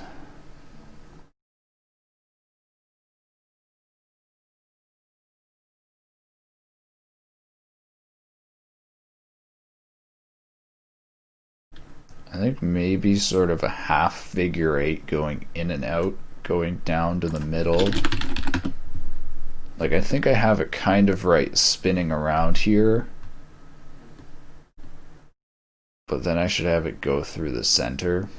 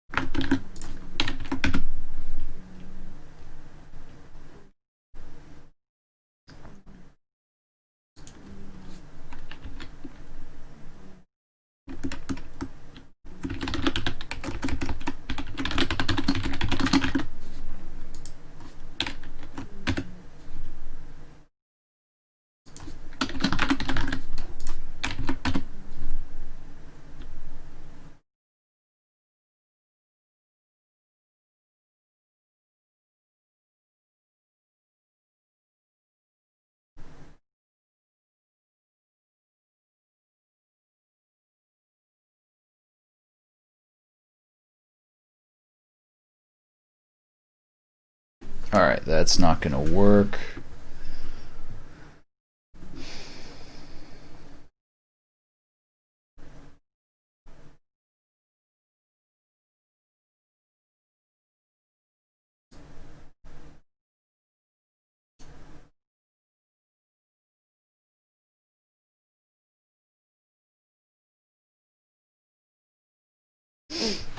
Hmm.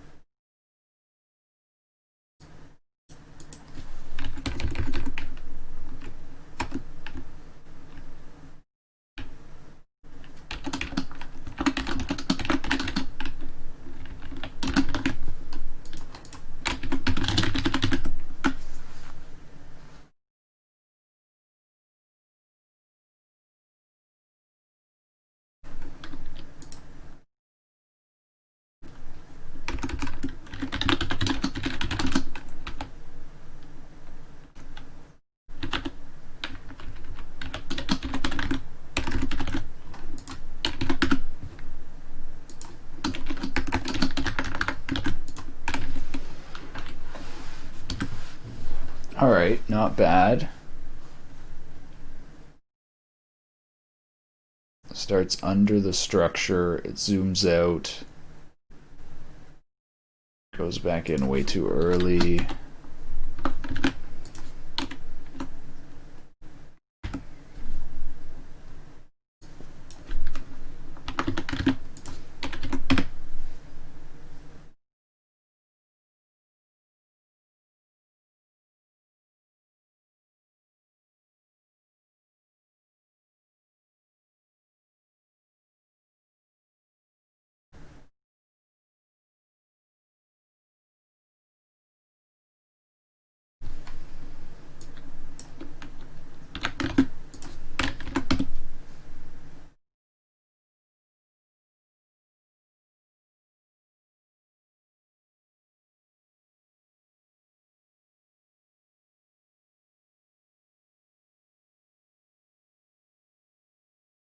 Okay, that's probably too far of a zoom out.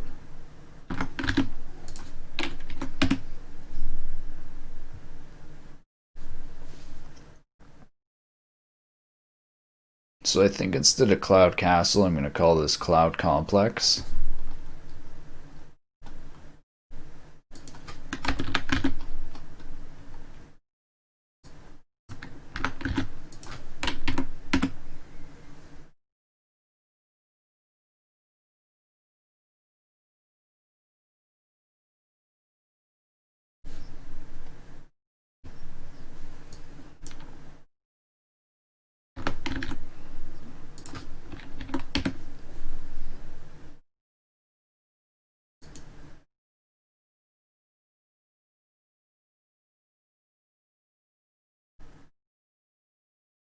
I need to get a camera path that doesn't go through all of these clouds and gives like a nice angle.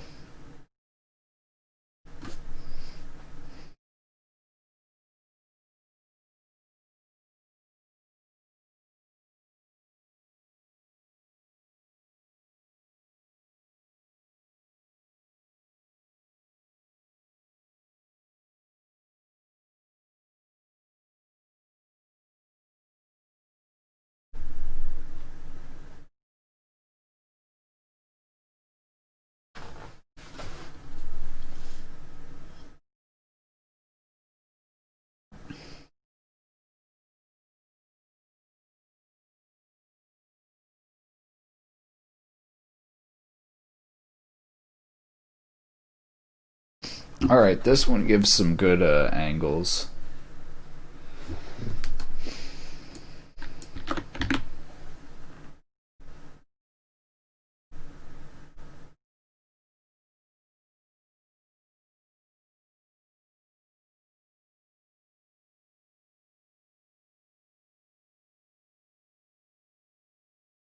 So low FPS. It's because if I run it at like 1,000 FPS like this, it makes the stream run at 20 FPS. So, or it's like it's a path tracer that's running 20 frames or 20 paths per frame. So to run it at like 50 FPS, you need to run it at 50 times 20 FPS, which is 1,000 FPS. The fun of path tracing.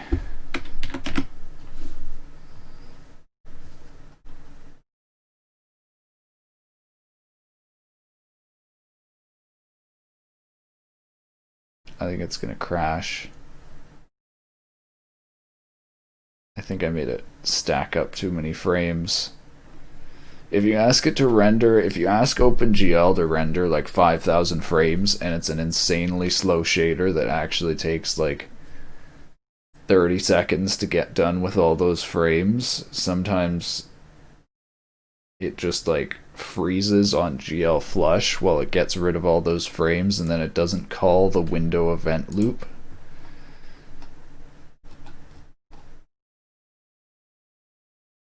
Fun stuff.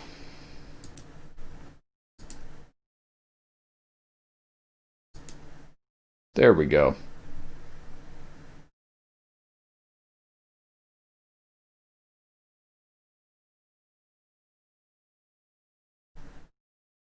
Alright, so try and move this.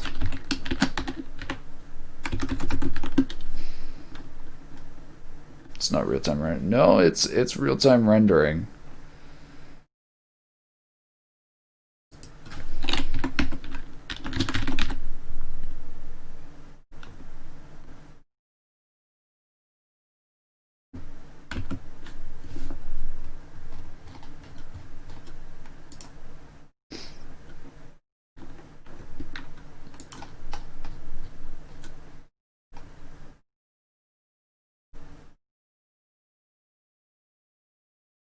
You ask for number of frames, yeah.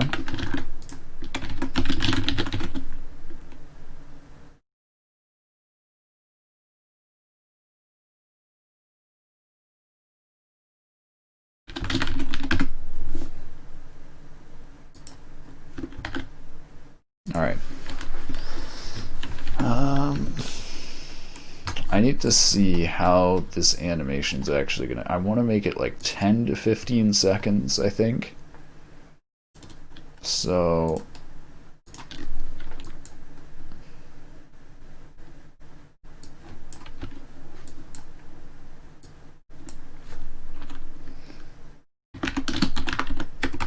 times 0.25.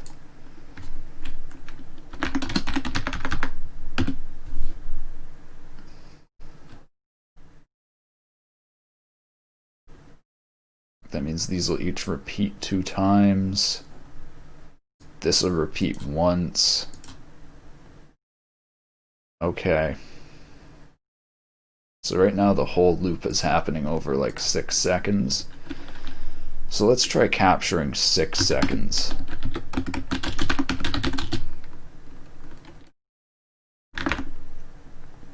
You wait while frames rendered and then shot frames. I mean, even when it's real time, there's like milliseconds where it's like waiting to be rendered.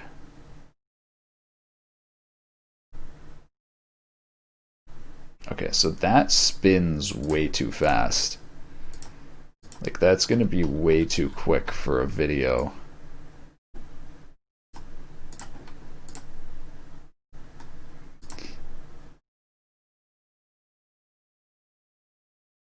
But it does almost loop, so I could get that looping, which would be cool.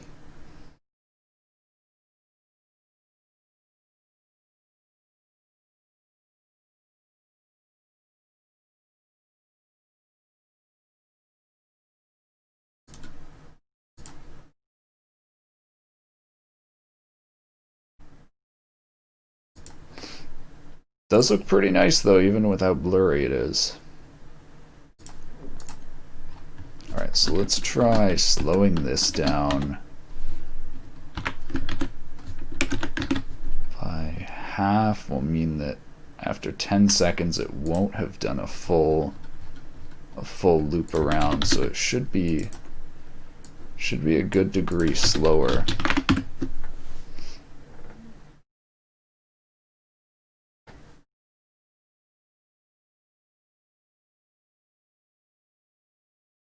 Okay, so I want to get it where it's not where it doesn't go through right here at the beginning where it goes through the cloud. I want to stop that.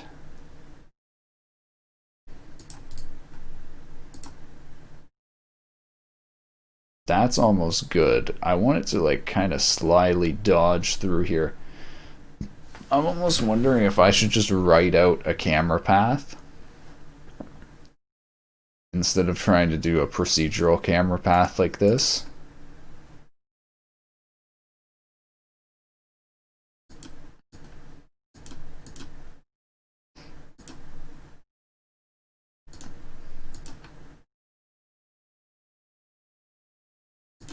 Alright, let me try and just...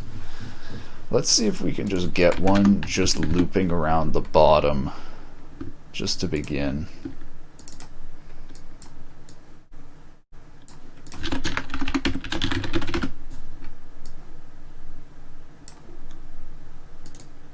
Oops.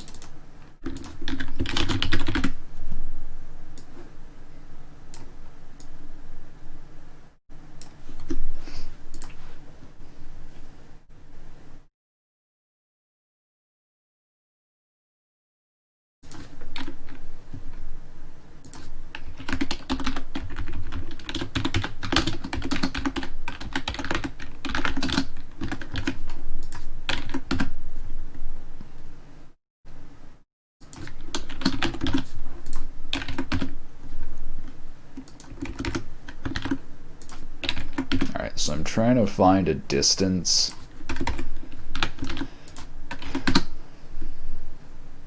or a place here. Okay, this is actually good.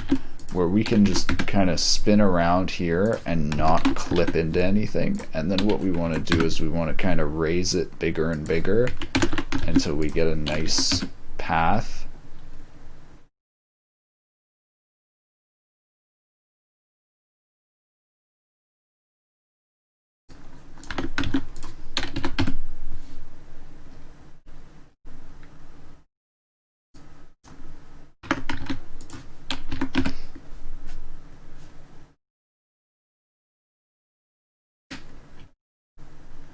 Yeah, I don't think that's gonna work because it's in a square shape.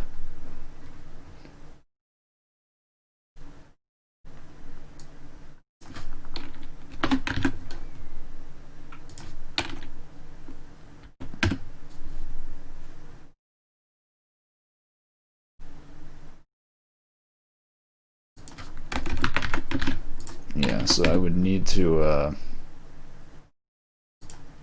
have it zoom in and out to fit the square shape.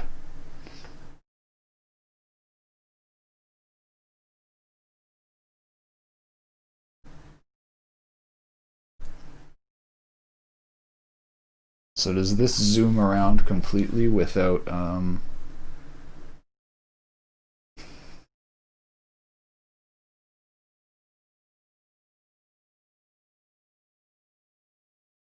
So let's see if we can do like a cool camera thing where it ends up flying through it at some point. At the very least, that would be nice.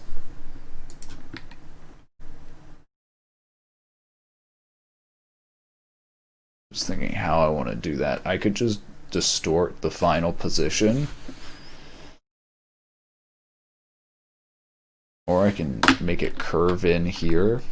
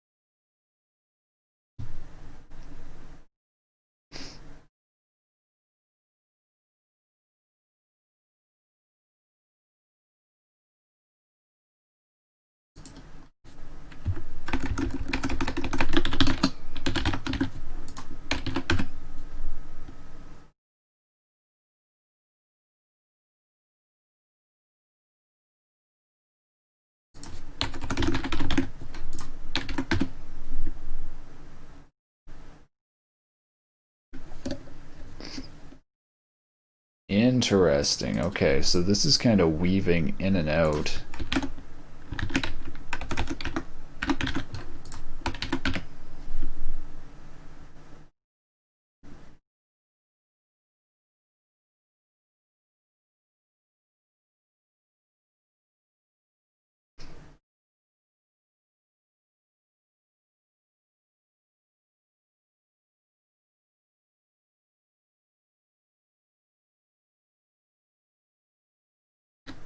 Hmm.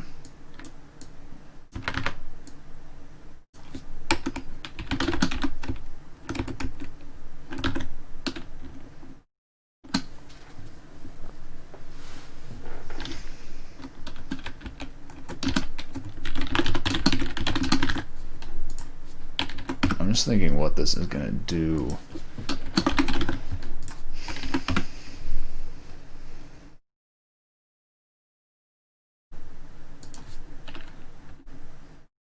So I want this to bring it closer just one time. I actually don't want this triangle wave to repeat. So I guess min 1 will stop this from repeating.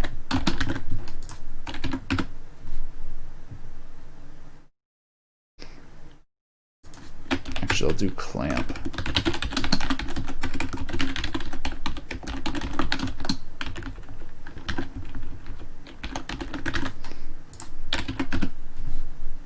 So I want to spin around like normal, yeah, and then it's going to zoom in right at a specific time. Alright.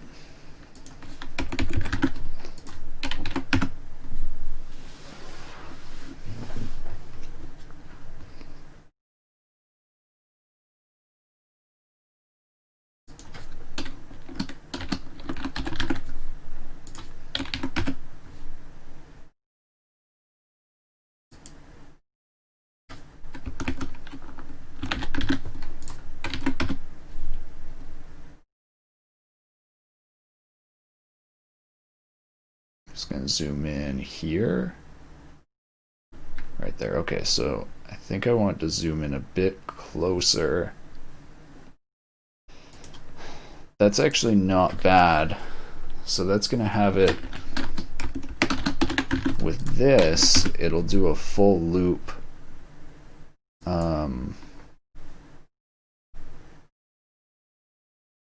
Let's do a full loop over like 12 seconds.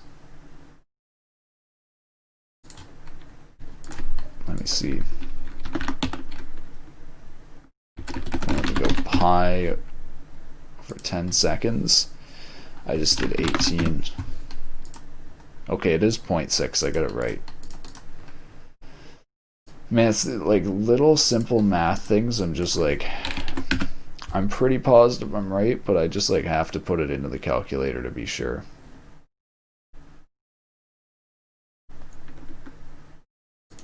So nothing happens too soon.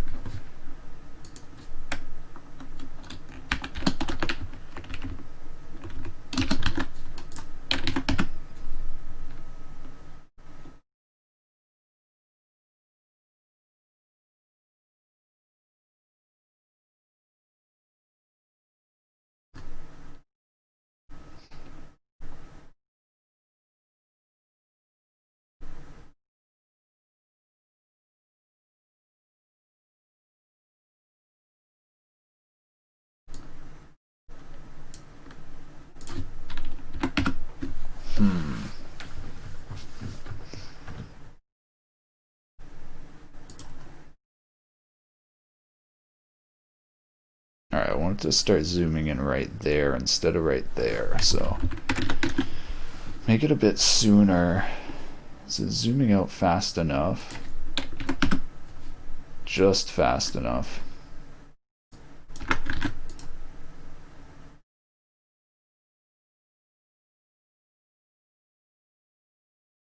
Alright, there we go. Now what if we make it rise up?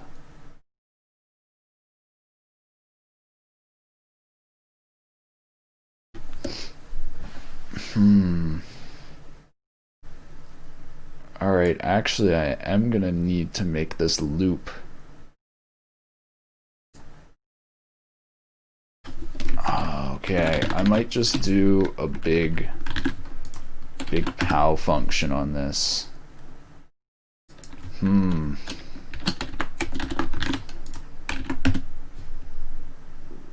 So it slowly zooms in, and then it zooms out. Then what if we do a pow function on this? So it mostly stays zoomed out until right when it zooms in.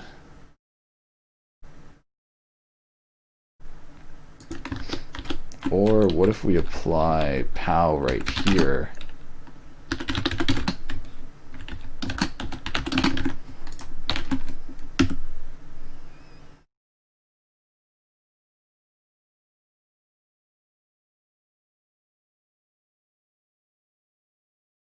Oh yeah, okay, that's kind of what I'm going for.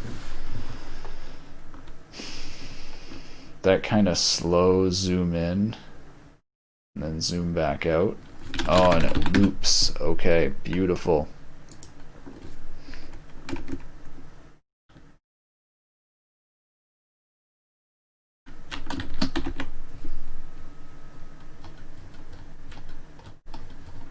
I should actually make this math perfect to make sure it loops properly.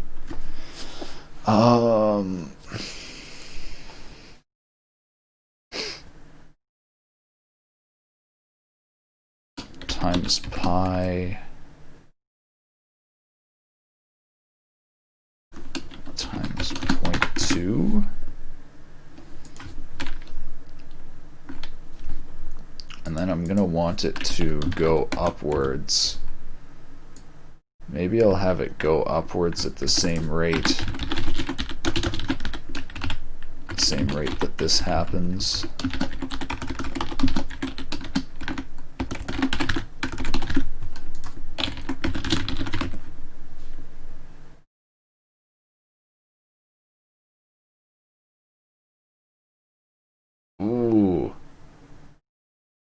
Yeah, that's nice. Now maybe if I get it to like tilt the camera down or something.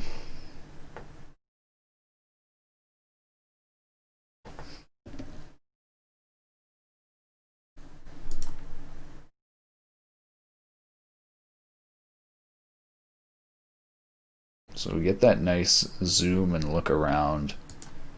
And then it starts going up here. Bit of clipping right here. I might try to fix that.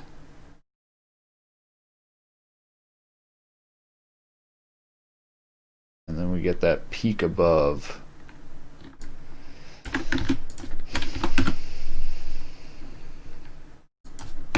What if we can get it a bit better timed?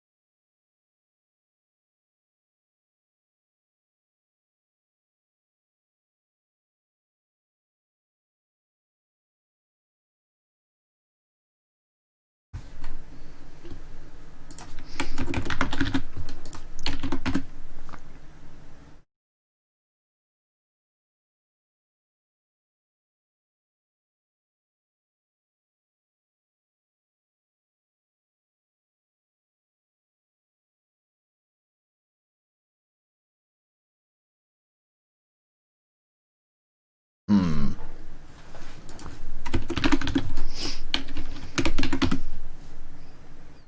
Still get a better camera path.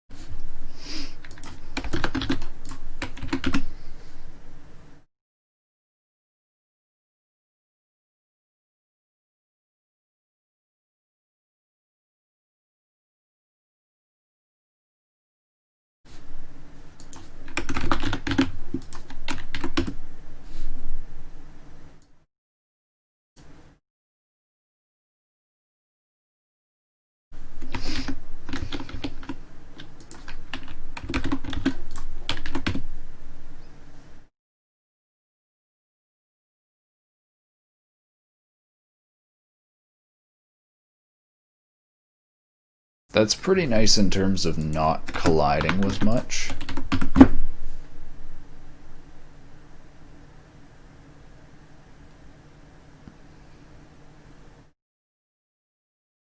Although it's not that nice of view.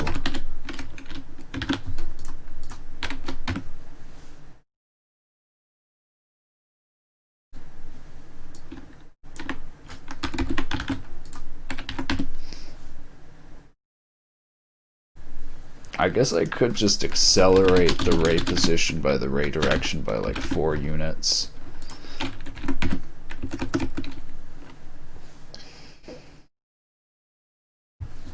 Give it a little bit of like X-ray.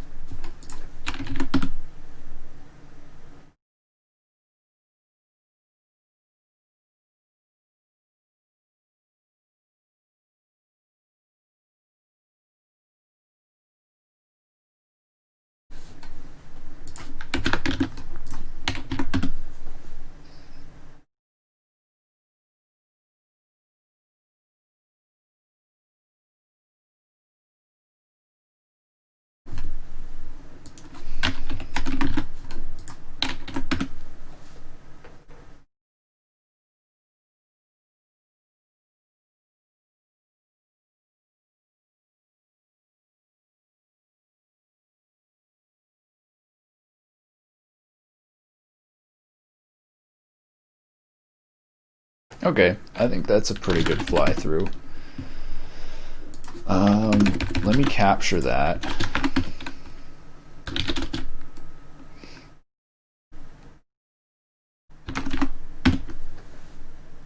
Oh god, what did I do?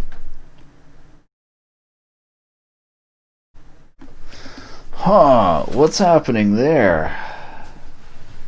200 frames, 20 frames a second. Is the delay not 20? Oh god.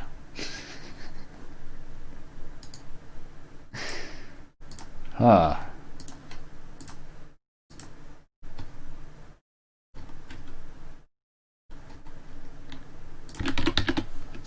I guess the delay isn't... No, the delay is 20.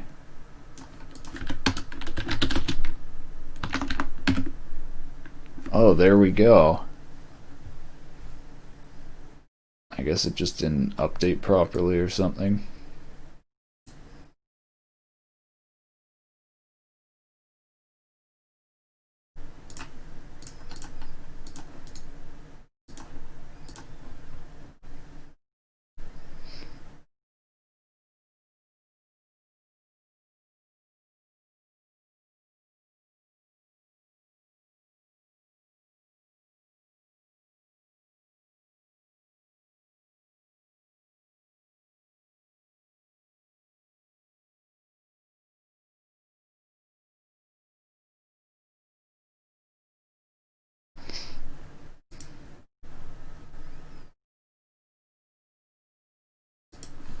No, I'm still not happy with that,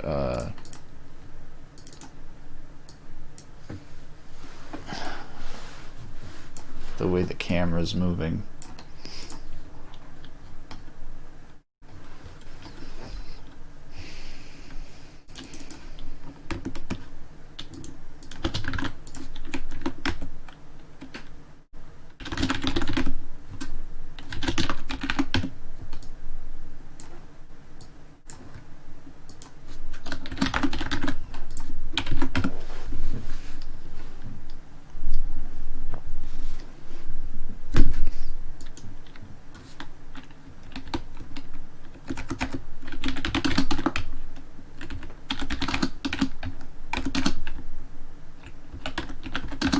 Maybe wrong. Remember, you had snow on your webcam outside. Yeah, no snow now.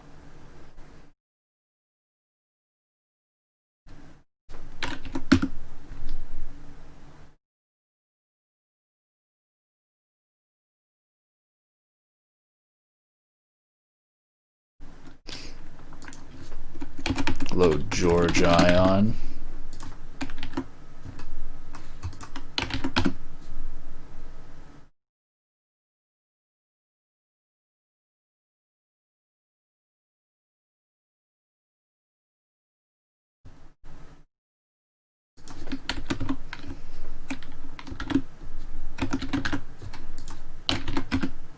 How you doing? I'm doing pretty good.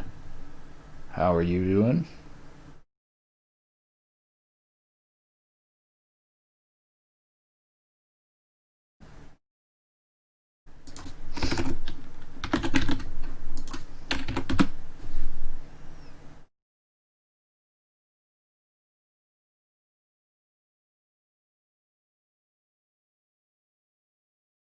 If only there was a way.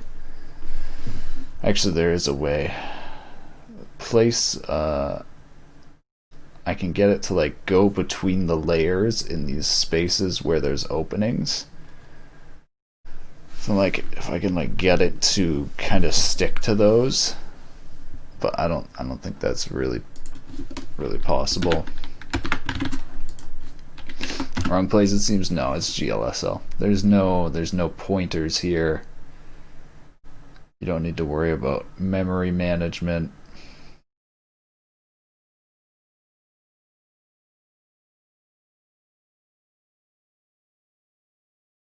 That's pretty good. That's pretty good.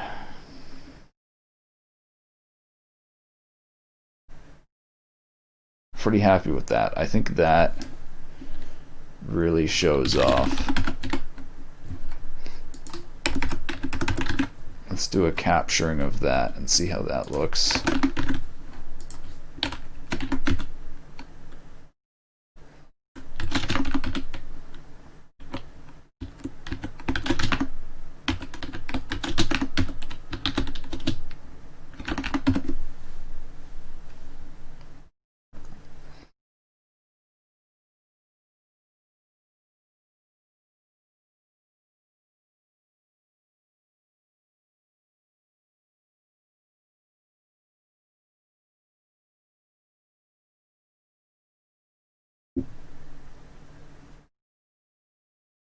It's going to be a bit motion blurry because it's so low frame rate but so much movement, but should be a good test.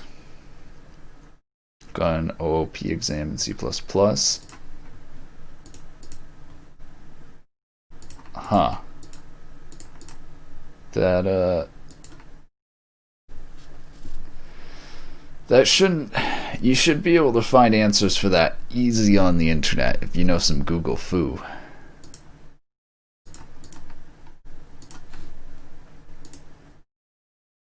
Compute shares, you can leak memory. That's... yeah.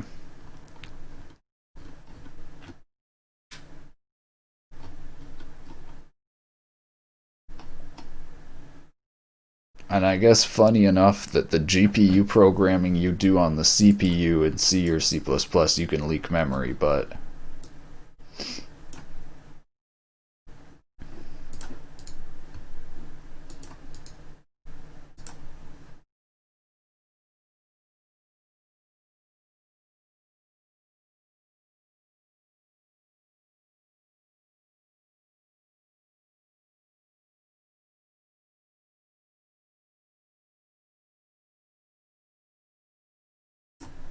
Alright, pretty happy with that. I feel like maybe I should make it more bright. I'm actually curious, how bright is this?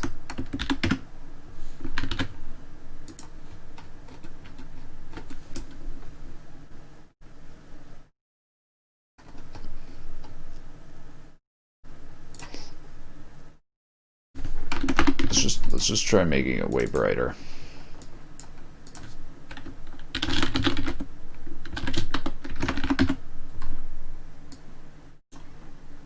Oh yeah. Okay, I could definitely make it way brighter. Okay, cool. Is it a ghost game? No, it's art. It's supposed to be like a 3D cloud complex.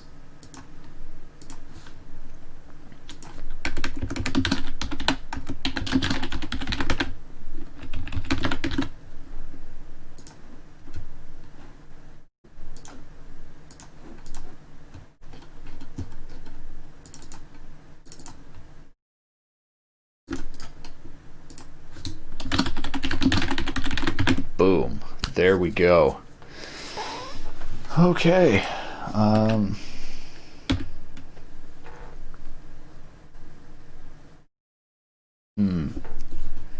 I might upload my old shaders now. I have this cloud and snow shader sitting on my hard drive, and I need to upload them. I don't know if I can bother to do that. How transparent is this chat? It's kind of transparent. GPU is this running on a 980.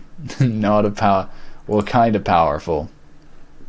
Kind of powerful.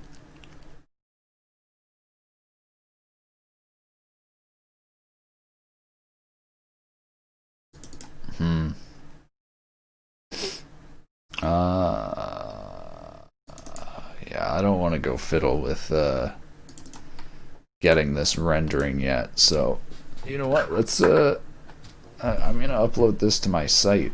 Hold on a minute.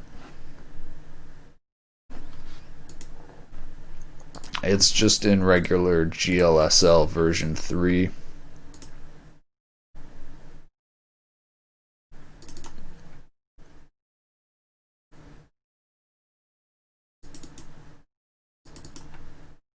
Wait, what the? What? How did this get on OBS? Oh my god, I just accidentally dragged an image onto OBS. I didn't even know you could do that. I gotta watch out. All compute. It's all frag shader. Yep.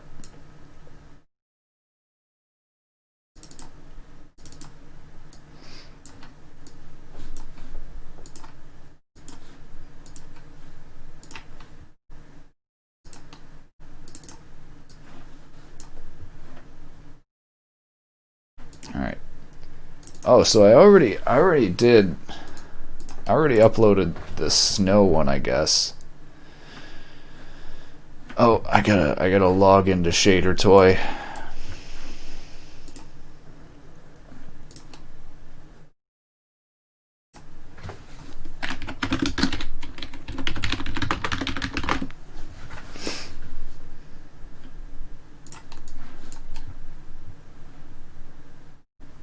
Oh yeah, wait a minute.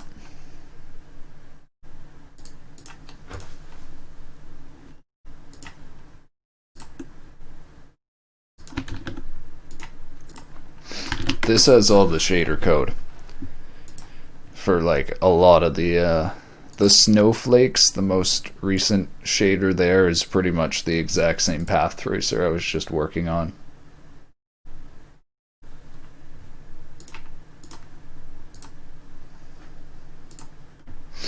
Alright, what do I need to do for this? Okay, I have cloud rendering on the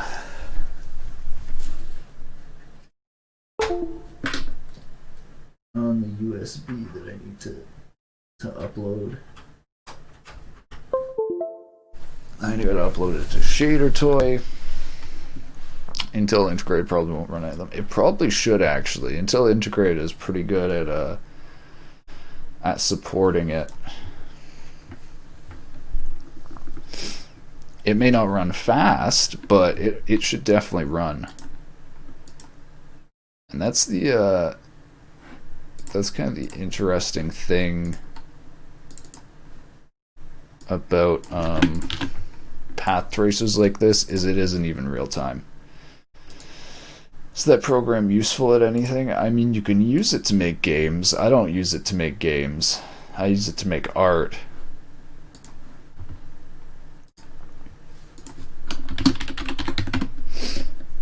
Ooh, a MacBook Pro. Okay, it's not just Intel integrated then, it's a Mac. That's not just Intel. Macs are a whole other degree of... Alright, that is 9 megabytes. That is way too big. Let's JPEG this.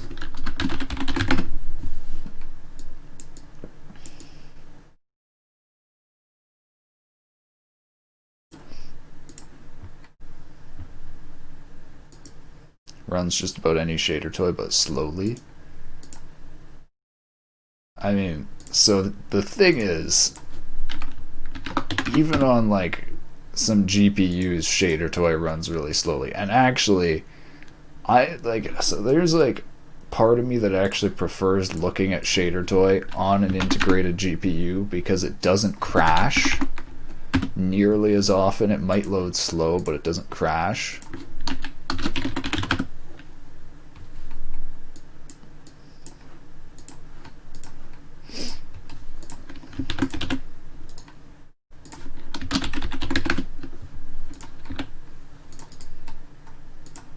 So right now, we're doing some HTML and JavaScript now because I'm going to be uploading these files to my site.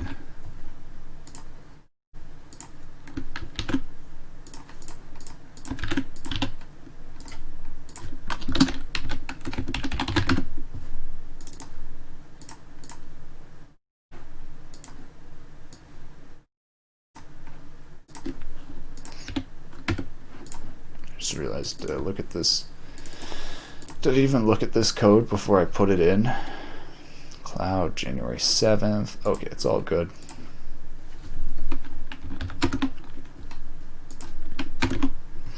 does crash if you have too slow shader. Eventually Chrome times out WebGL.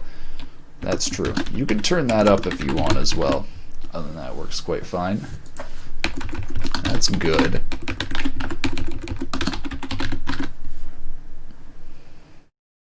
Yeah, I don't know. ShaderToy running fast shouldn't be the benchmark of how fast your computer is, because ShaderToy is not a good example of like optimized.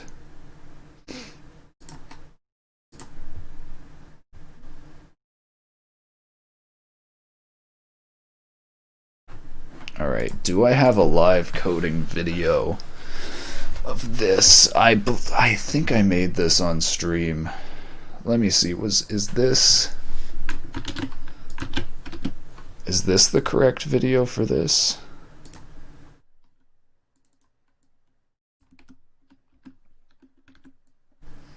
Let's just get to designing this then.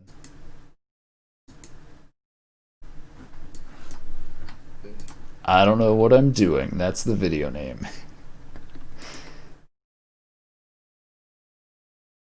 Okay, yeah, this is correct. All right. Do you get money for those? Nope. ShaderToy front page is legendary, and now they've changed it so you can log in without getting redirected to the front page.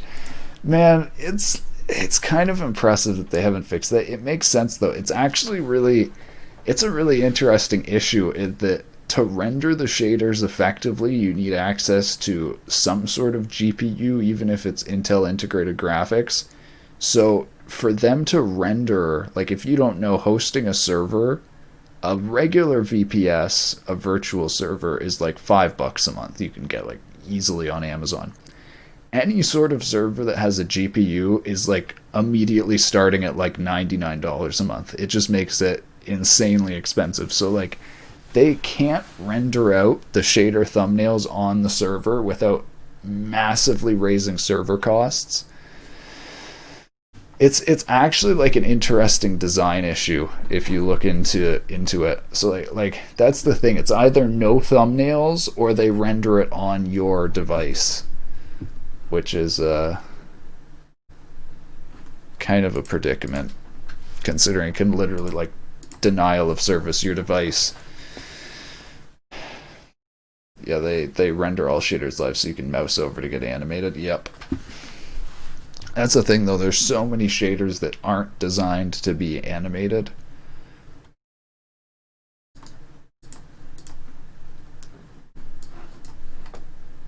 Alright, I'm just looking through this here.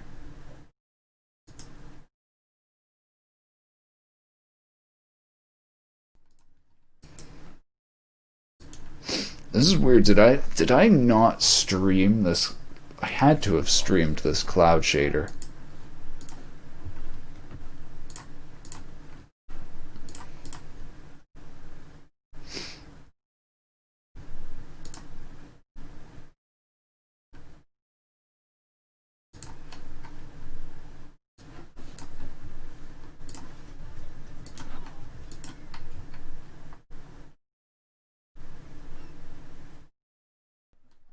Oh, here we go. This is it.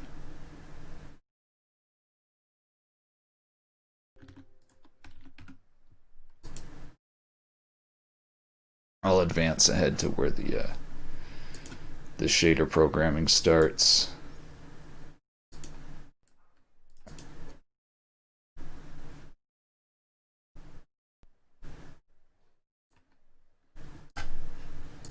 All right, there we go.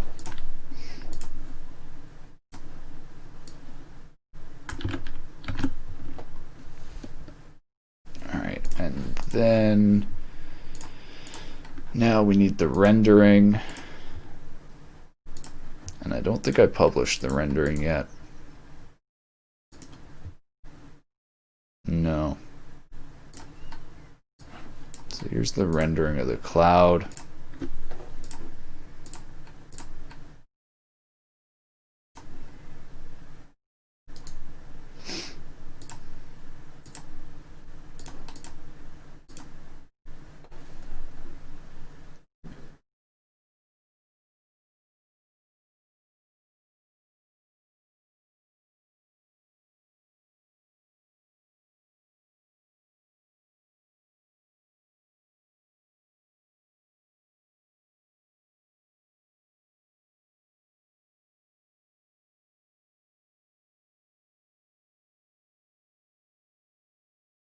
I don't like the cloud distortion I used here. It makes almost triangular or diamond shaped like curls or spikes. I need to find a better alternative to that.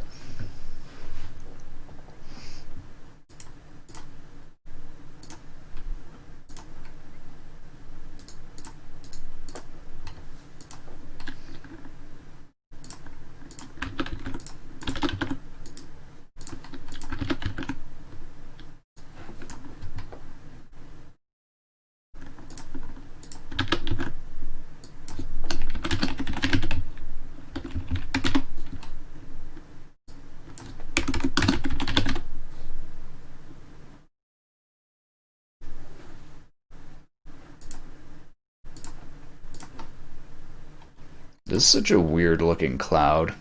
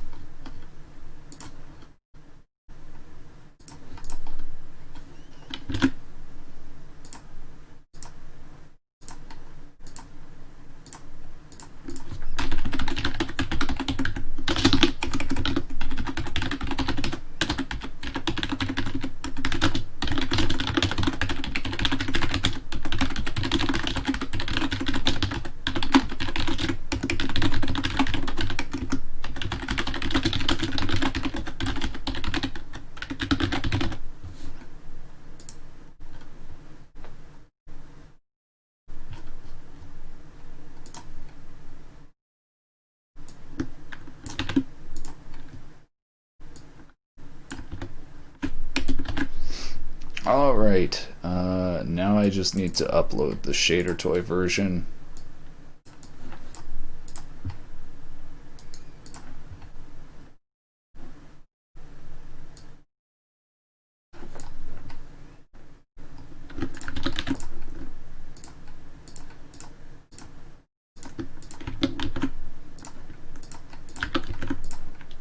And the base of the shader is pretty much the same, so I'm just copying all of this.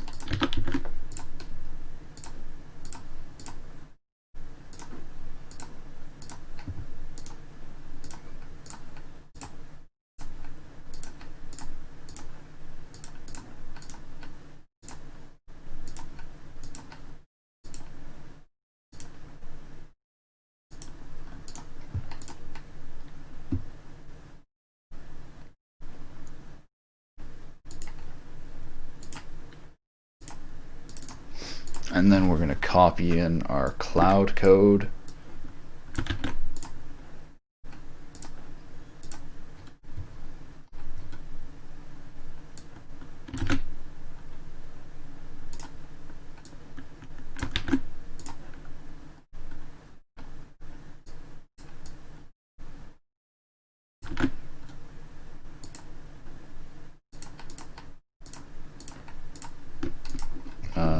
Oh yeah, and I changed the background as well.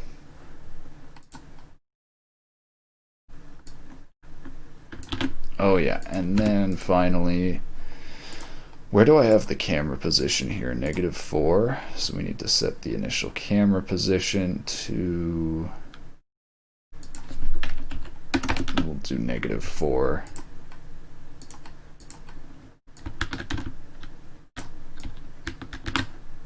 Do I have the optimization in here? No, I don't. Let's add that. If length bigger than 10 break. So this way everything should disappear after 10. Maybe not. Wait, what? Wait, what is happening here? Oh, I guess it's doing such a big step ahead. Alright, nice.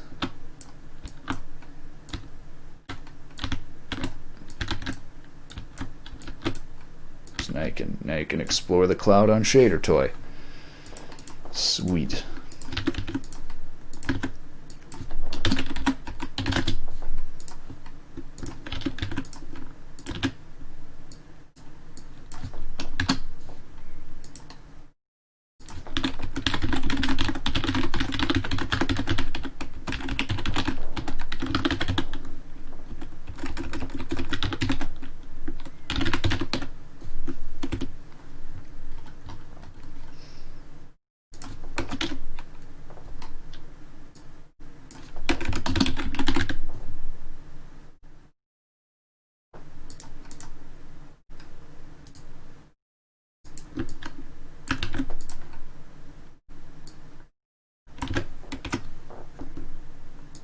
Oops, wrong one.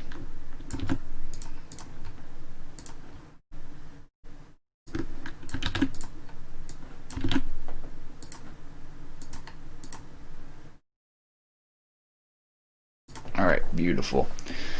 Man, I hate, oh, okay, thank God. I hate when you go and submit the shader and then it just doesn't save because Shader Toy went offline. I'm actually scared every time I go to do that.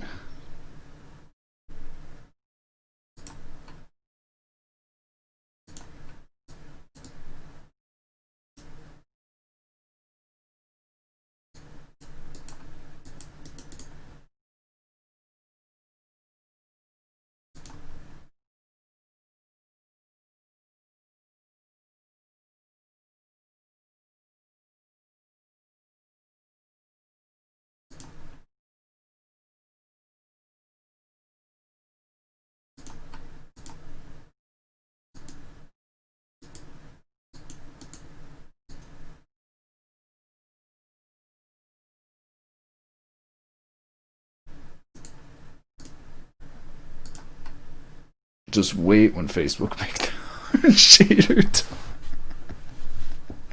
Yeah, okay. Yeah, sure. That would actually be hilarious if I'm not joking. If they made a very smooth working Shader Toy site, it could actually just completely take over, because like having an actually super smooth working site would make so much stuff happen.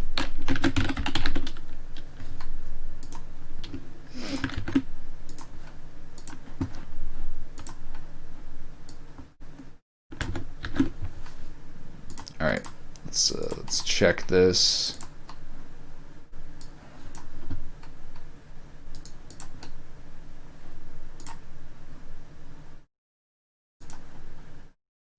Oh, I just realized I never added the cloud to the index.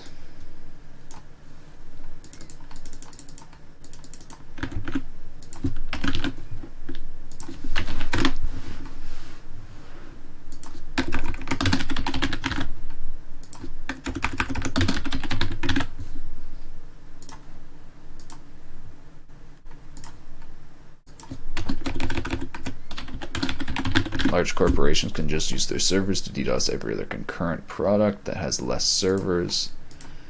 I mean, not with like Cloudflare now.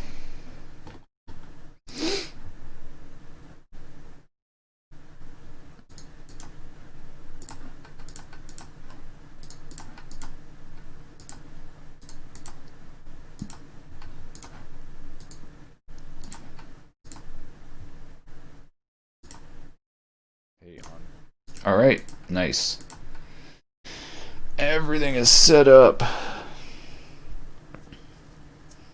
Okay, I can definitely see that.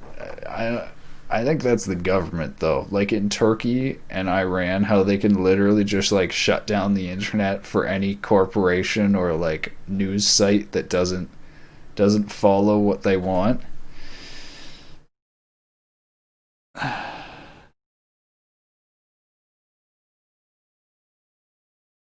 I wonder if like Starlink and Facebook's satellite internet would actually solve that. Huh.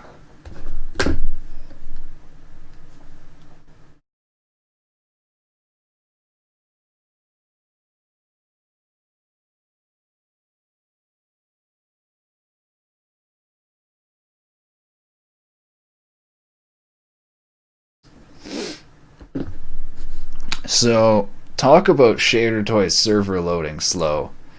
I'm just gonna assume that this link works, and that it's just Shader Toy that is not loading properly.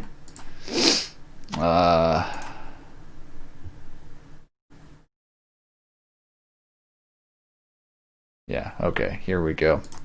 So now, I think I'm set. I think I can just I think I can make these public now. Hold on, let me see.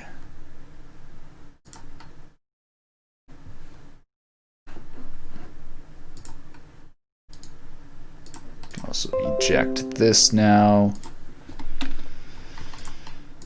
Yeah, I'm gonna hide my screen for this. This is gonna come up on my main monitor, isn't it? Yes, it is. It would be cool if you could set programs to open on certain monitors or something. Then stuff wouldn't get leaked on stream nearly as much.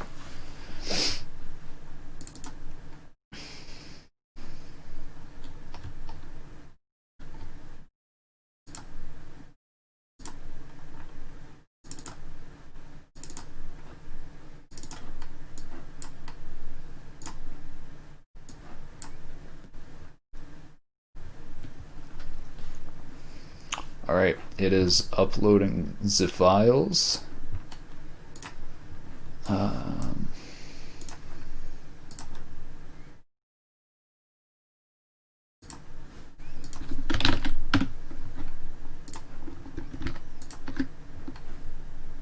Alright, there we go.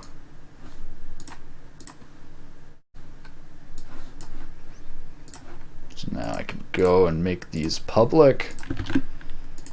So now these shaders are public.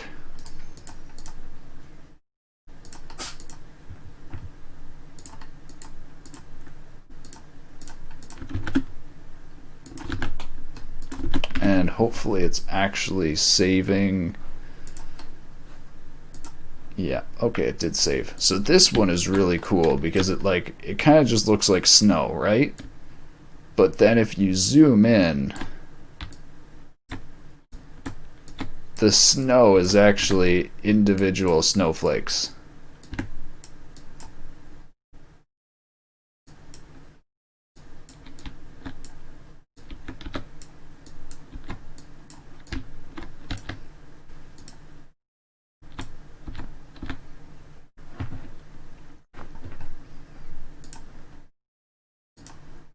Alright, hold on, I gotta let my cat out of the room.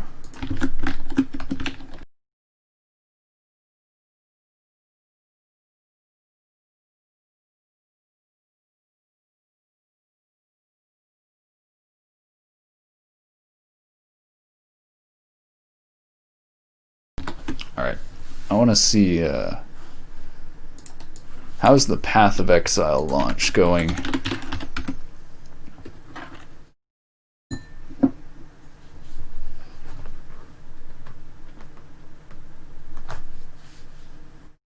Oh my god, wait a minute. Is the Twitch-wide PogChamp actually CryptChamp?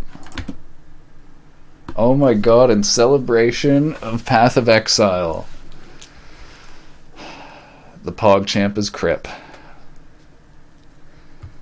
That's a good PogChamp. I like that PogChamp. It actually, I'm gonna be honest, they could have picked a way better face of Crip, I think. It's pretty good, but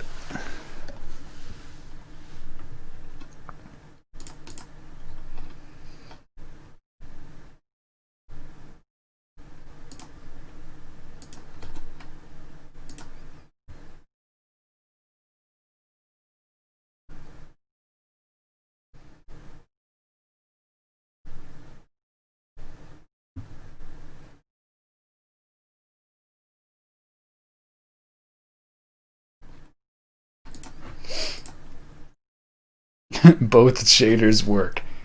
It doesn't crash. Success.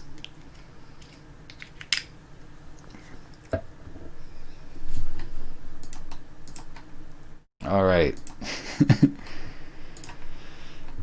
So then the cloud complex that we did today will be in here in like a day or so after I do the rendering and video of that.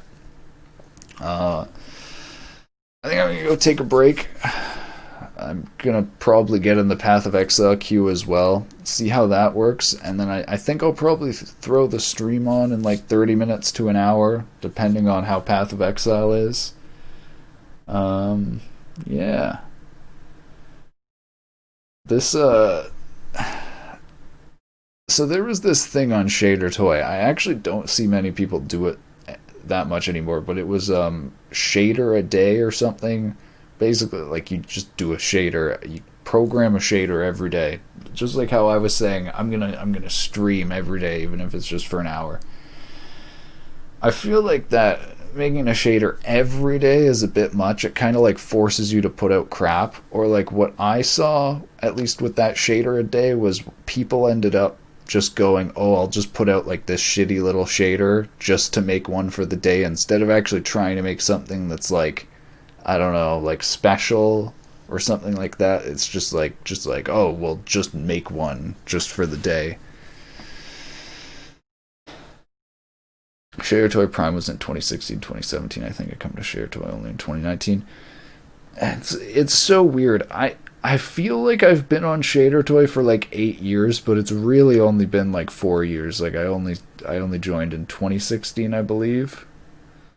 Maybe 2015.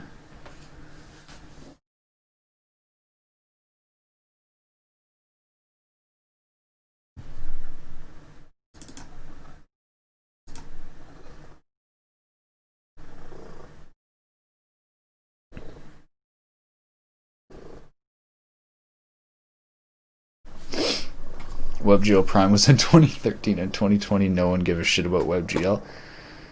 I don't, man, I've said this a whole bunch. Like JavaScript and HTML5 and WebGL could be the next Flash in that like so many games and things are built off it as a platform, but it has not lived up to that. ShareToy added the temporary buffers. It really opened up the possibilities. You could, oh yeah. When it was just image shaders, just single shaders, it like, oh my god. Wait, hold on. Let me bring up.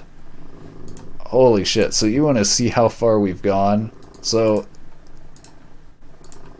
okay. So this recent path tracer, it's honestly great.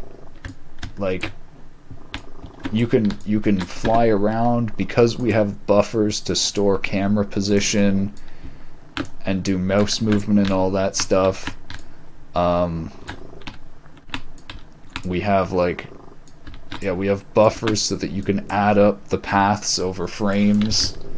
So then let's go to the shaders.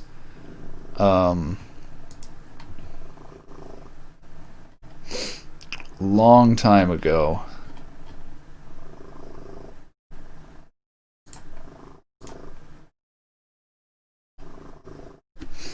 Let's go to old path tracing shaders.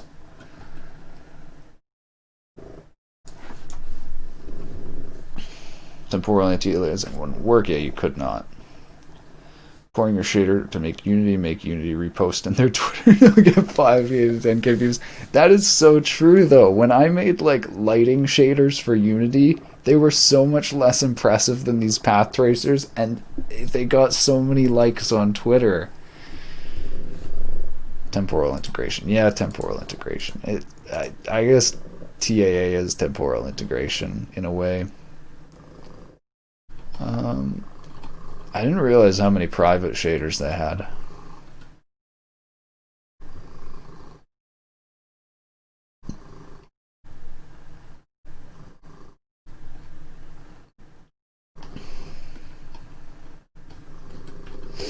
Where are my shaders? Oh my god, here we go.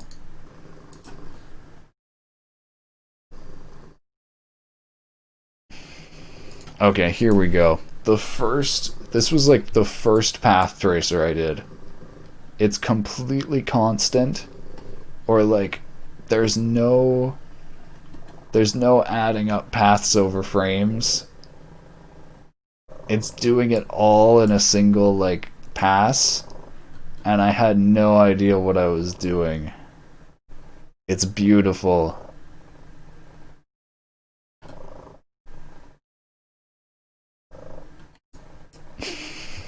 Delete this.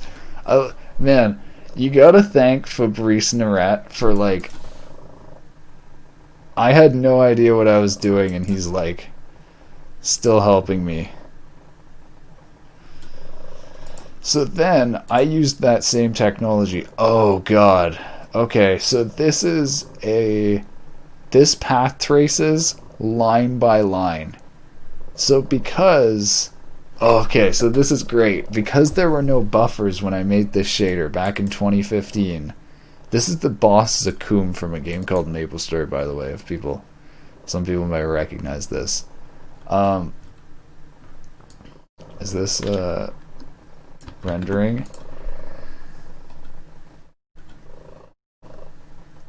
So because there were no buffers, the only way you could spend a long time tracing paths was to like not render anything except for a single scan line, and then spending like a whole bunch of rays tracing that scan line. Oh yeah, and do I have like a bug? Oh yeah, and I have a whole bug here.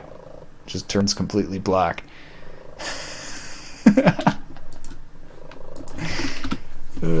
Oh, here we go. Here we go. This is actually nice. Oh yeah, so it actually took 15 minutes to compile the shader. The longest part wasn't even the rendering. It was compiling the shader. I'm guessing I was using Angle, I'm fairly certain back then. I'm pretty happy with this though. In terms of like distance field modeling, like this shit was actually, hold on, let me bring up Zakum from MapleStory. Like, I'm not joking. I should actually take this 3D model and I should actually make like a proper path traced version now, because like it could actually be a decent model to path trace. This is what the actual boss in the game looks like.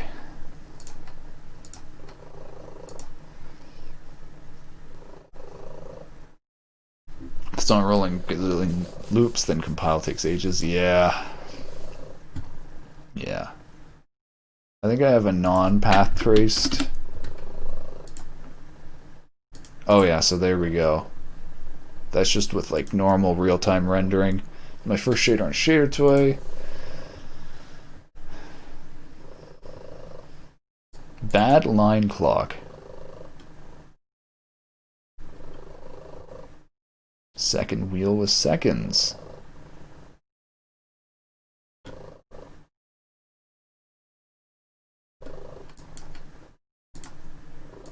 Nice minimal design. That's actually really good font rendering. Where is it rendering the time? Or draw minutes? N D. Wait, so this is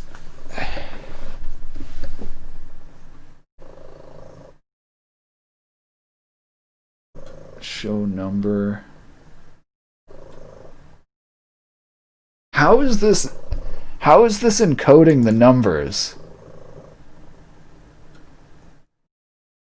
Is this just a function that happens to combine properly into the segments that forms the numbers from 0 to 9?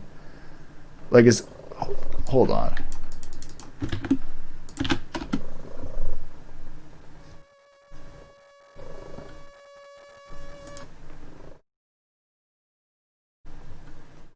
This show number function is actually like, and 7 segment. This is magic, dude. This is magic. Look at this. This person who made this function found out a way to create the numbers with just a few of the same segments and just shifting the segments depending on what number it is. It's actually genius.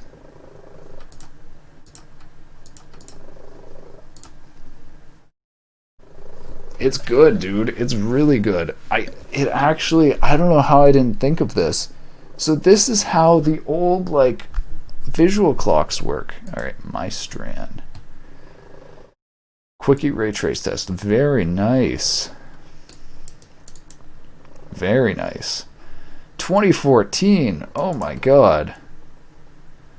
Oh my god. Did you beat me? Wait a minute. You beat me.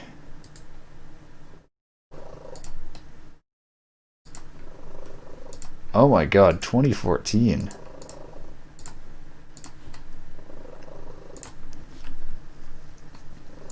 Now we have to look. What have you actually published? I feel like you have way better hidden stuff.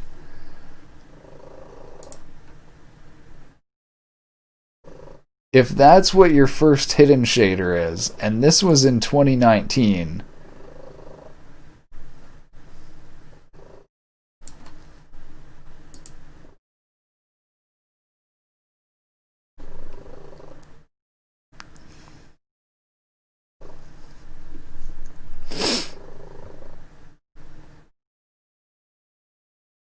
tend to do stuff that requires more CPU logic. Interesting.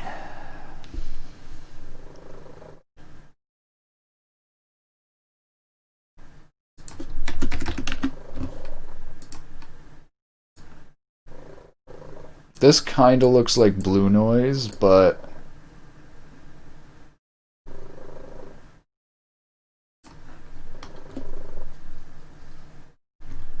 it's not Blue Noise. Actually, this really reminds me of Fabrice's correlated Blue Noise, but that works like nearly the same way by stacking up hash functions that are offset, correlated by a tiny amount.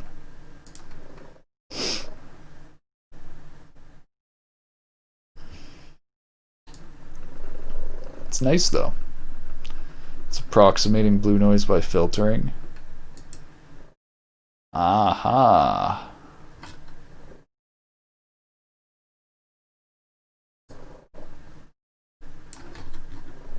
Works good. Man, okay, I stare at shaders for way too long. Like, I could just do this for... Alright, well, you know what? While we're here, I mean, I've looked at... Let's look at the other shaders on Shader 2. I feel like if I publish these shaders, I should go and look at other people's shaders. 2D global illumination with caustics. Oh, this is just doing 2D ray tracing.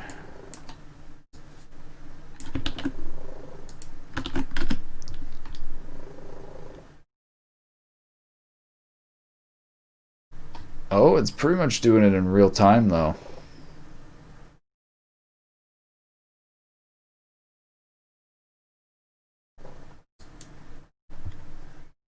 Approved version does some non-linear PDF modifications to get TPDF at the end.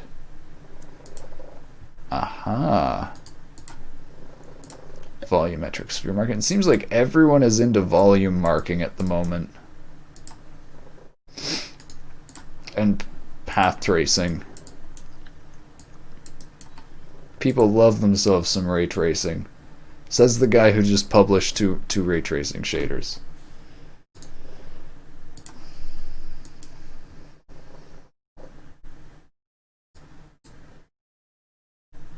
I like that. It's like a snowman. I should have built a snowman. Like, I should have done three spheres right here and made a snowman is what I should have done. Shared Toy Discord posted latest NVIDIA video about their RTX implementation. Super good. Interesting.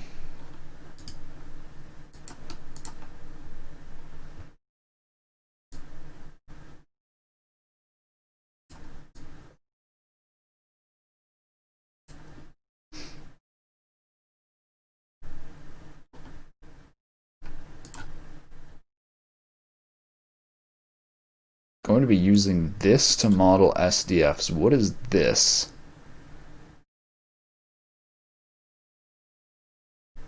What does the guy mean, this? It looks like it's just applying distortion map.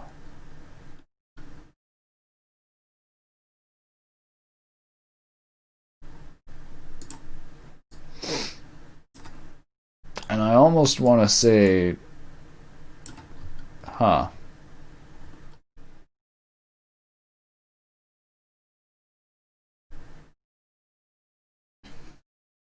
It's hard to draw actual geometry if you only have one full screen triangle.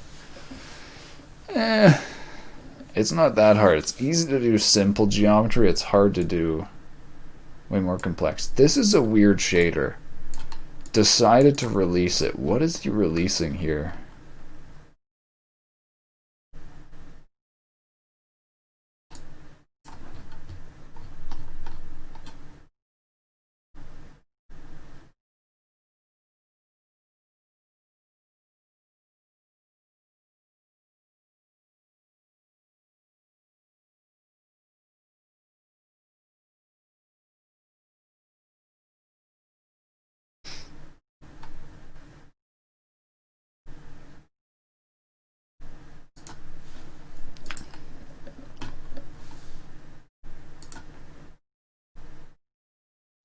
Minecraft exists in shaders. Actual geometry, I mean sending triangles to the GPU. Fuck triangles. Distance is everything. Payday Joy, man. I love things where people try to actually model faces.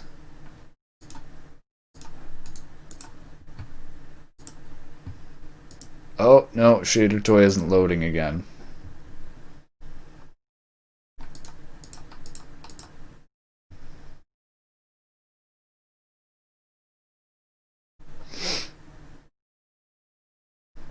Triangles in 4K.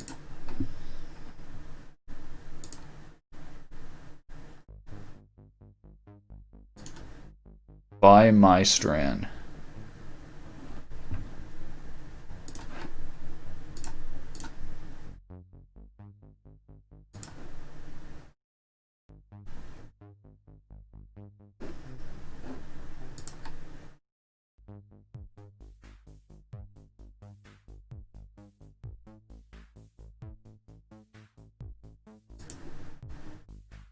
I can't see any triangles. Where are the triangles?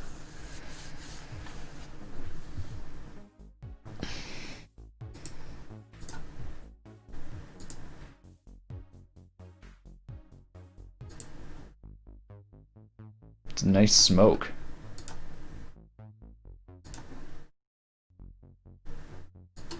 Oh man, both those shaders failed to load.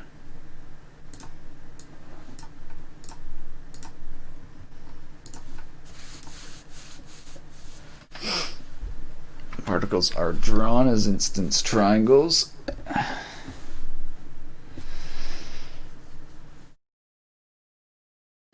Forked myself.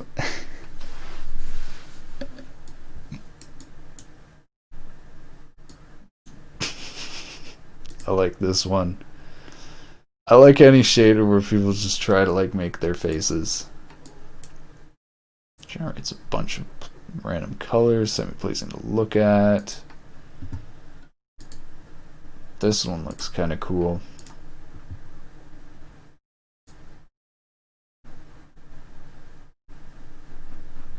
That is basically just taking intensity and converting it to depth, it looks like.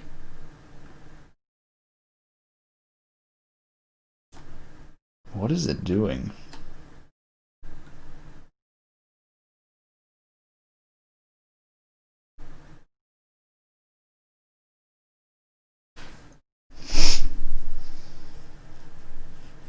Zoom equals color number. So yeah, this is just taking higher intensities and popping them out more. It is not an accurate representation of 3D depth.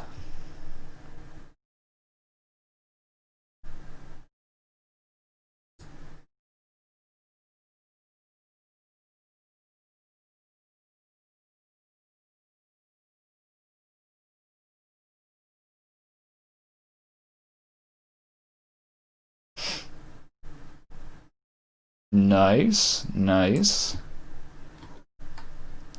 That's good for learning. There's a lot of fun stuff you can do with the help of actual geometry pipeline. Yeah. You can do that in shaders, millions of particles. It's just insanely slow, and you just do it with a for loop.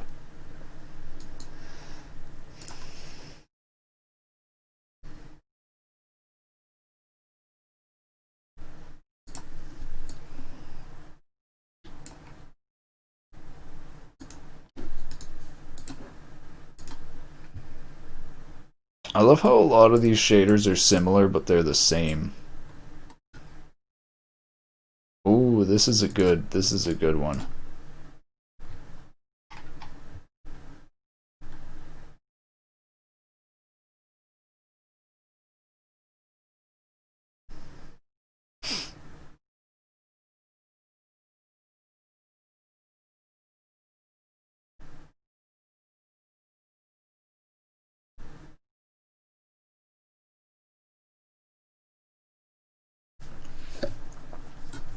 It's time to use RTX anyway. RTX is too annoying to use though. Whirly optimum allows overflow, jittering, local coordinates, local field, blend, pixel disk intersection length. Huh.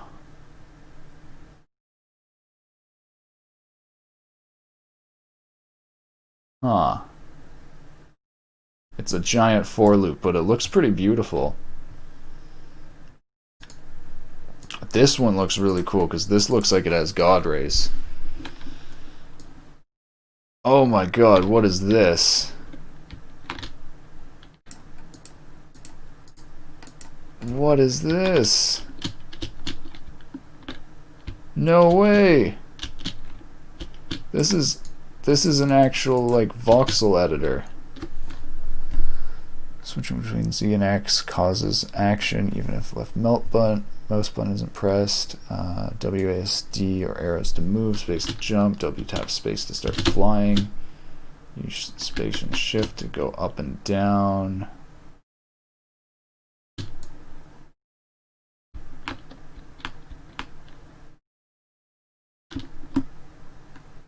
Z to add dirt. Increase, decrease pixel sizes. Decrease zoom. Z to add dirt. Okay, that doesn't work.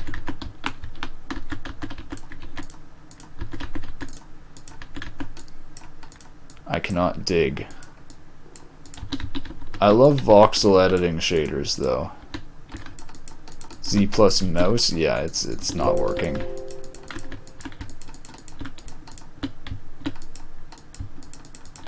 None of the combinations there.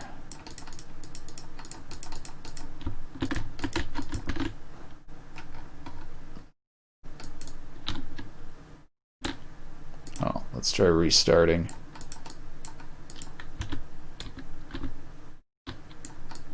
Oh, oh, there we go. Oh.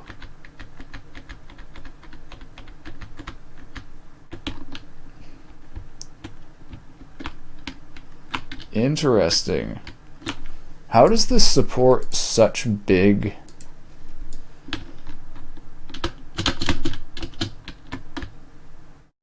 You shouldn't be able to dig that much in this because it's a limited buffer size.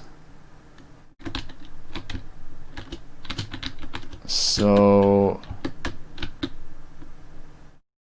How is this supporting this much, this big map? Okay, we just glitched through the ground.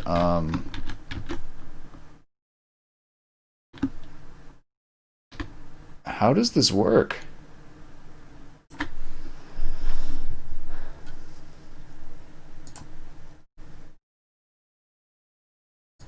Max pick distance.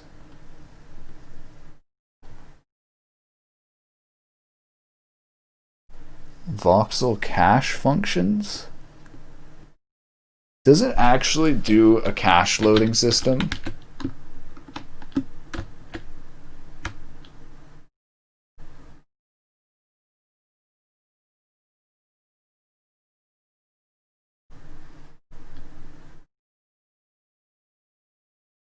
this should be limited. This shouldn't be able to just dig forever. Old holes should be disappearing. Or maybe it is limited. Yeah, this is crazy. How is this...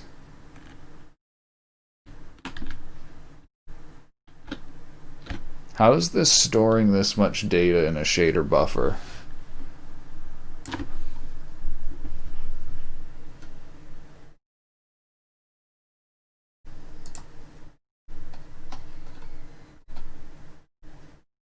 Actions and textures, global variables, keyboard state, previous values, voxel buffer. Okay, but a voxel buffer should only be able to store, it's storing 1 bit per voxel.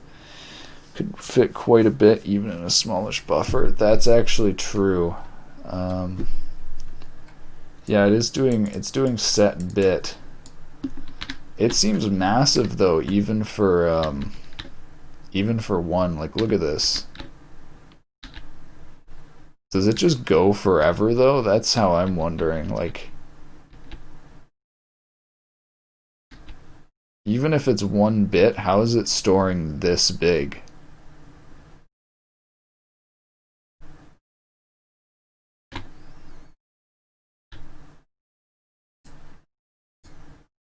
Oh! It disappears and deletes behind you. Oh.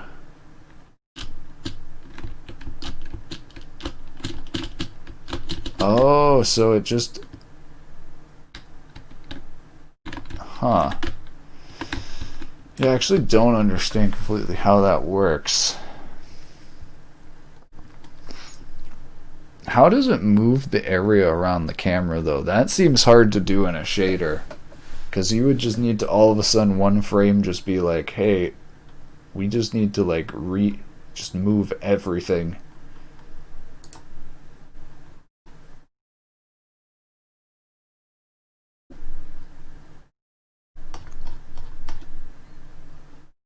Let me look at how it renders it.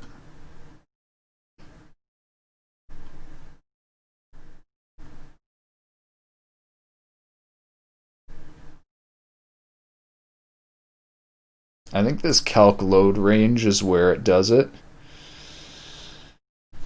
Modulo addresses, yeah, but to like keep old data, that's a thing though. Then it would need to like calculate when you move and delete old data, or keep the old data, and then that would cause bugs, I believe.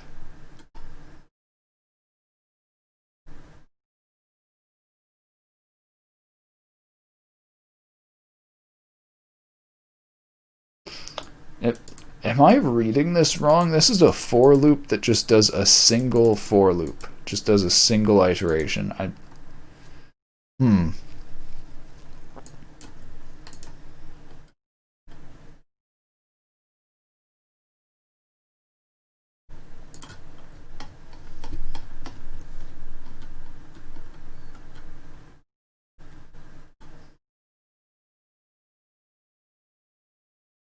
It's 2 iterations. Good point.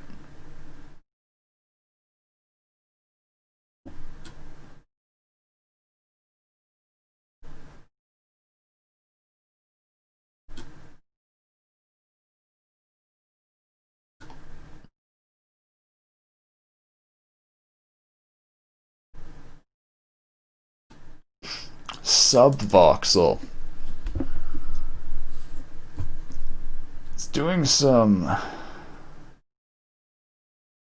It's doing something interesting here.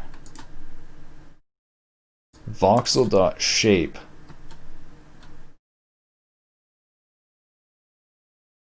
I don't know. It's doing some trickery.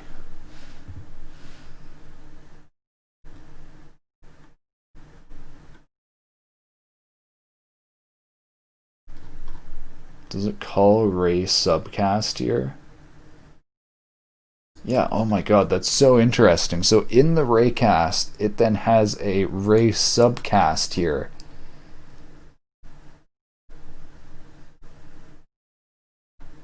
and it has bits of subvoxels.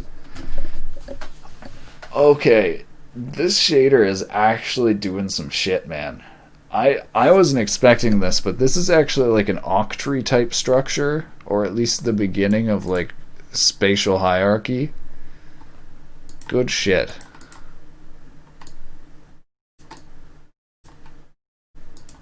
I just can't see anything in the shader.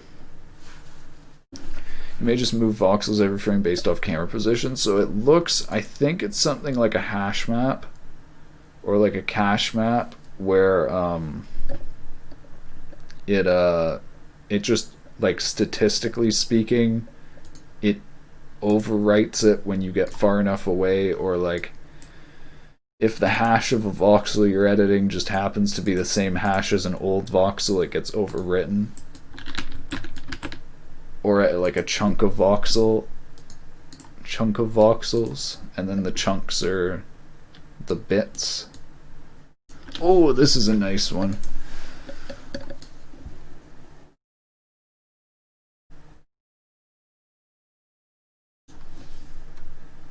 Cyclic noise from Nimitz.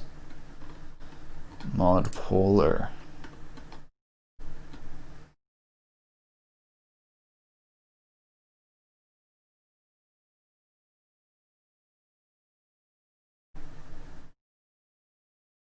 Yeah, nice colors.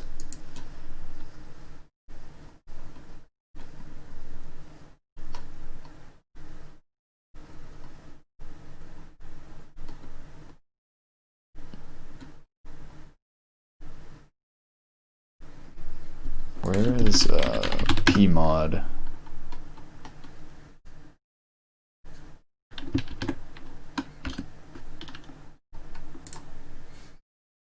Wait.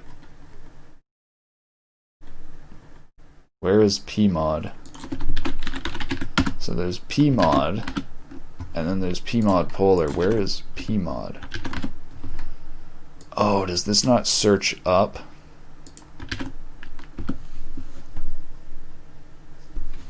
This is so weird. Wait, where? Oh, here we go.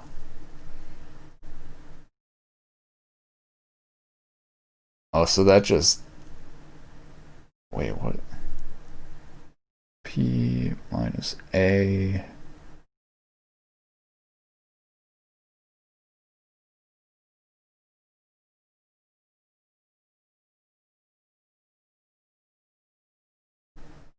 That's weird. I think that's a way of doing modulo that handles negatives properly, but I've never seen that way of doing it before.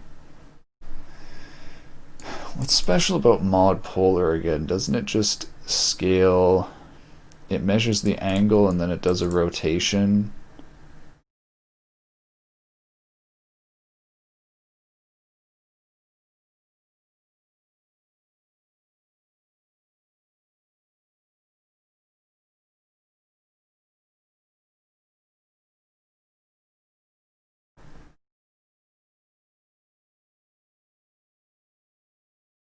I actually forgot how to do this function.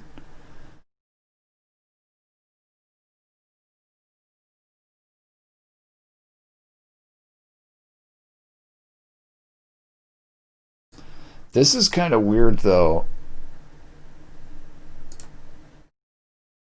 This isn't the mod polar that I remember.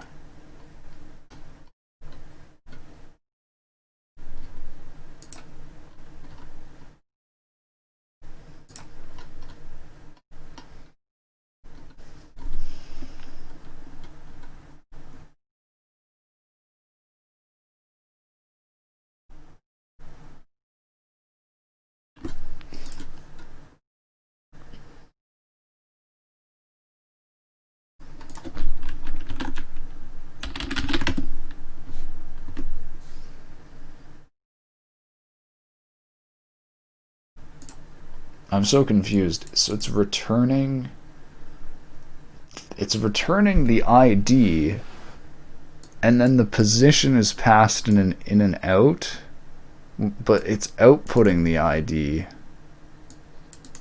which is the same thing as C that it's returning. Okay, I'm not even going to try to understand that. Interesting, though.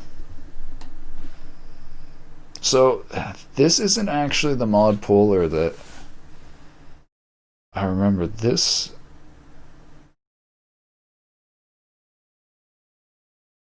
This is just the rotated position.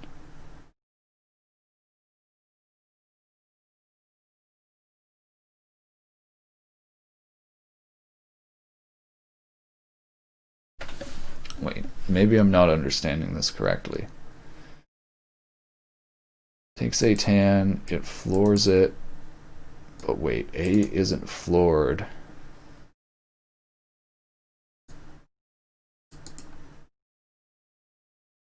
Does mod.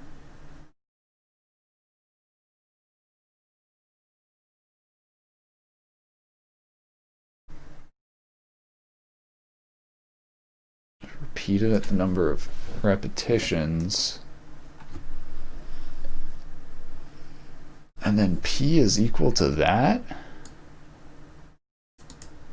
I think this is a complete different function that I'm thinking of.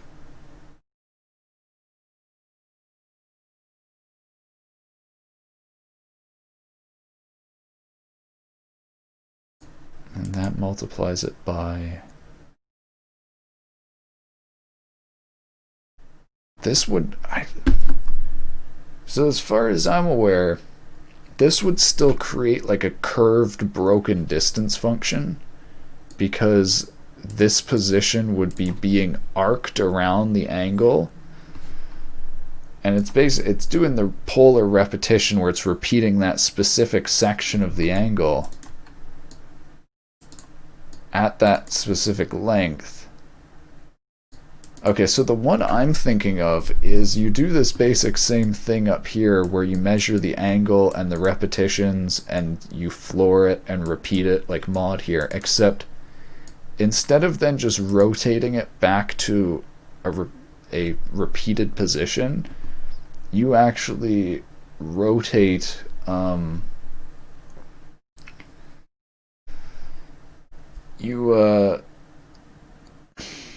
I don't know how to explain it.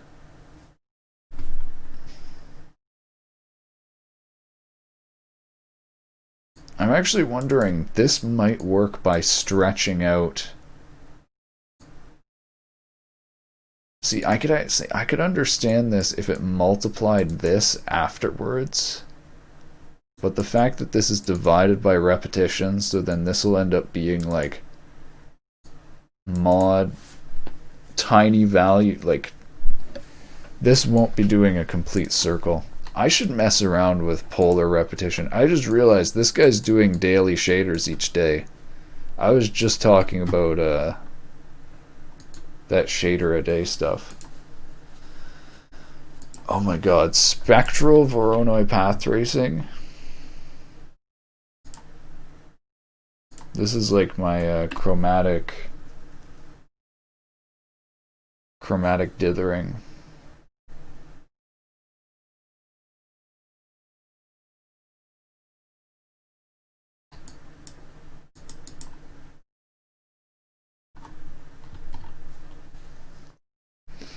Yeah, so there doesn't seem to be any materials that are actually using the spectral scattering here.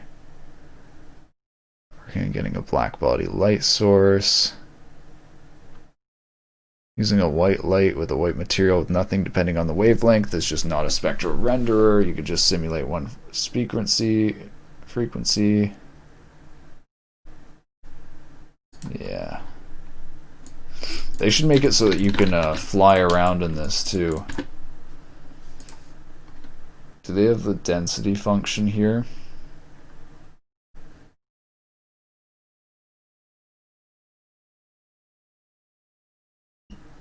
Oh, it's doing 4-dimensional path tracing.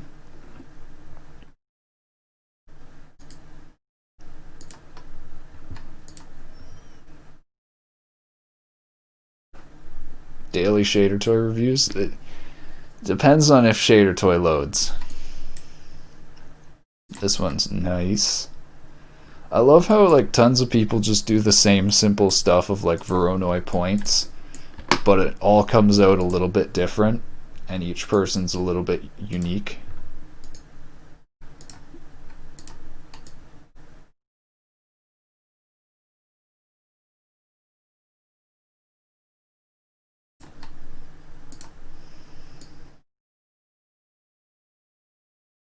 Parametric surface plotter, very nice.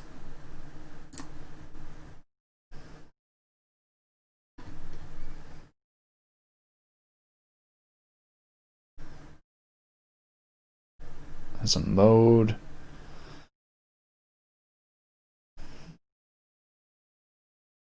Cell should sit close to its projection. Every step. Search their surrounding for cells that need to jump to their place. If a cell A finds a cell B in its neighborhood, then A's new value will be B's. That is a really weird rendering mode.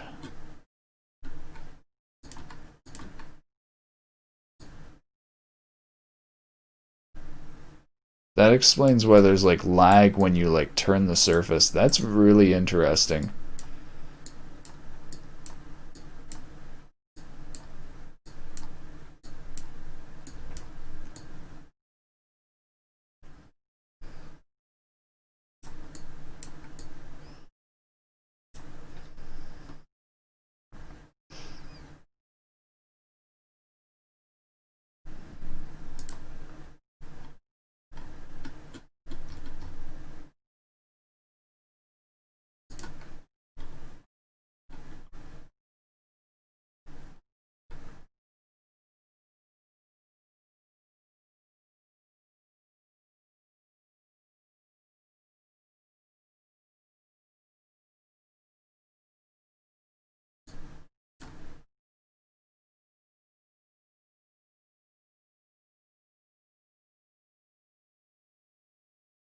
This is actually such a cool renderer. Oh my god.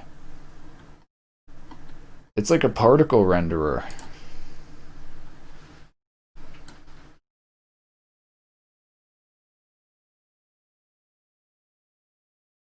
No, it's doing a lot more than generating UVs.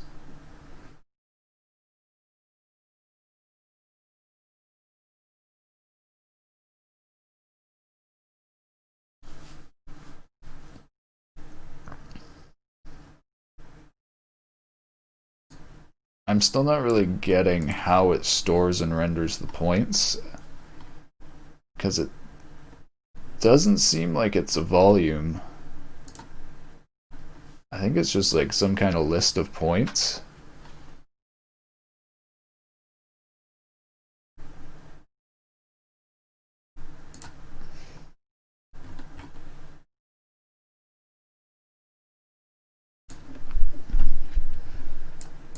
Like, I guess maybe you can't have more than one point on the same pixel. It's, yeah, I don't know.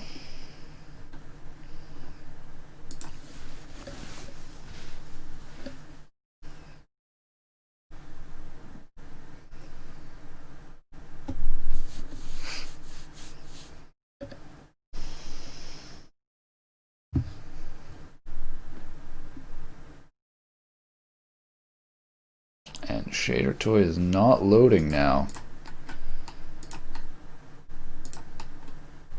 Huh.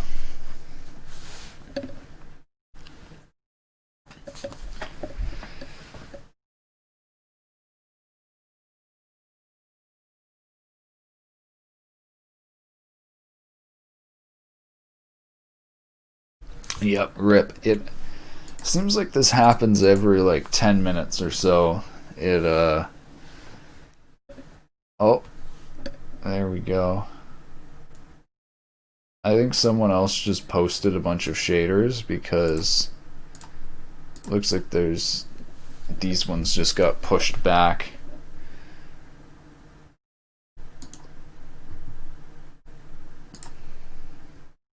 I'm such a dick, I just refreshed the page again. I'm DDoSing the site. Or DOSing it.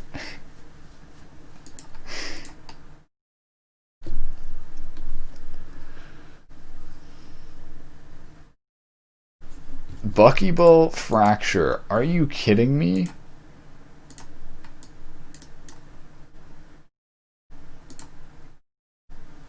Is this actual fracture physics? Oh. It's cool. But no, it's not what I was thinking of.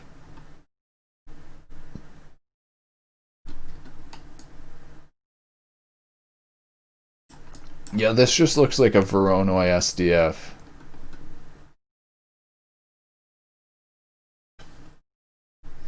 Closest 3 fragments, yeah.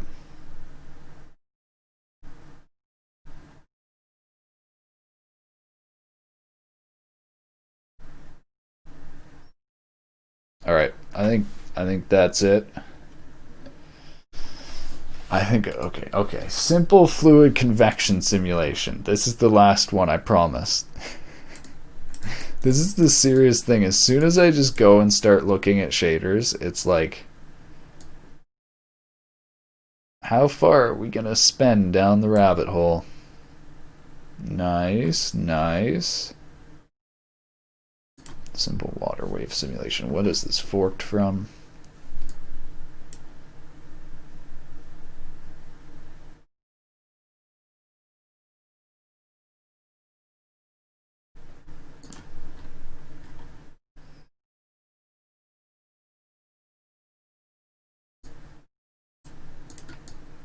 Okay, this is like a Laplacian.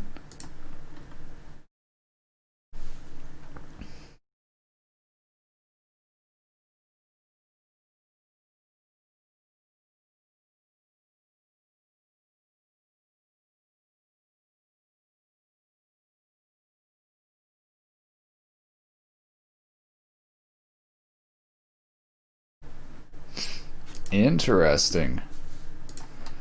How close is this actually to the original? There is not a lot of code in the original.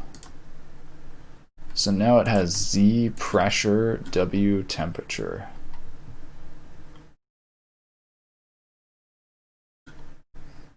Buoyancy force. Drag to prevent high velocities.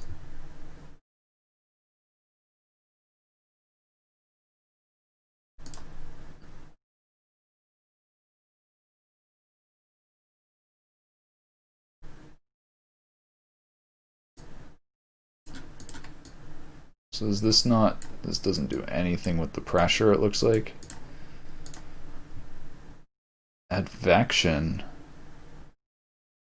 Ah. This is actually a really good fluid shader for how simple it is. Like, really good for how simple it is.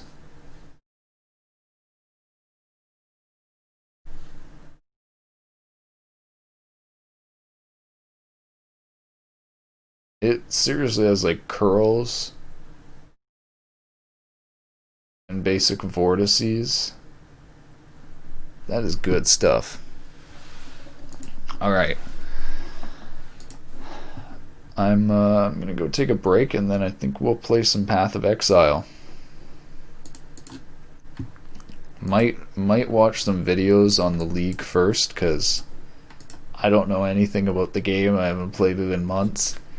Probably need some tips to begin, so we might just chill and watch that, but we'll see.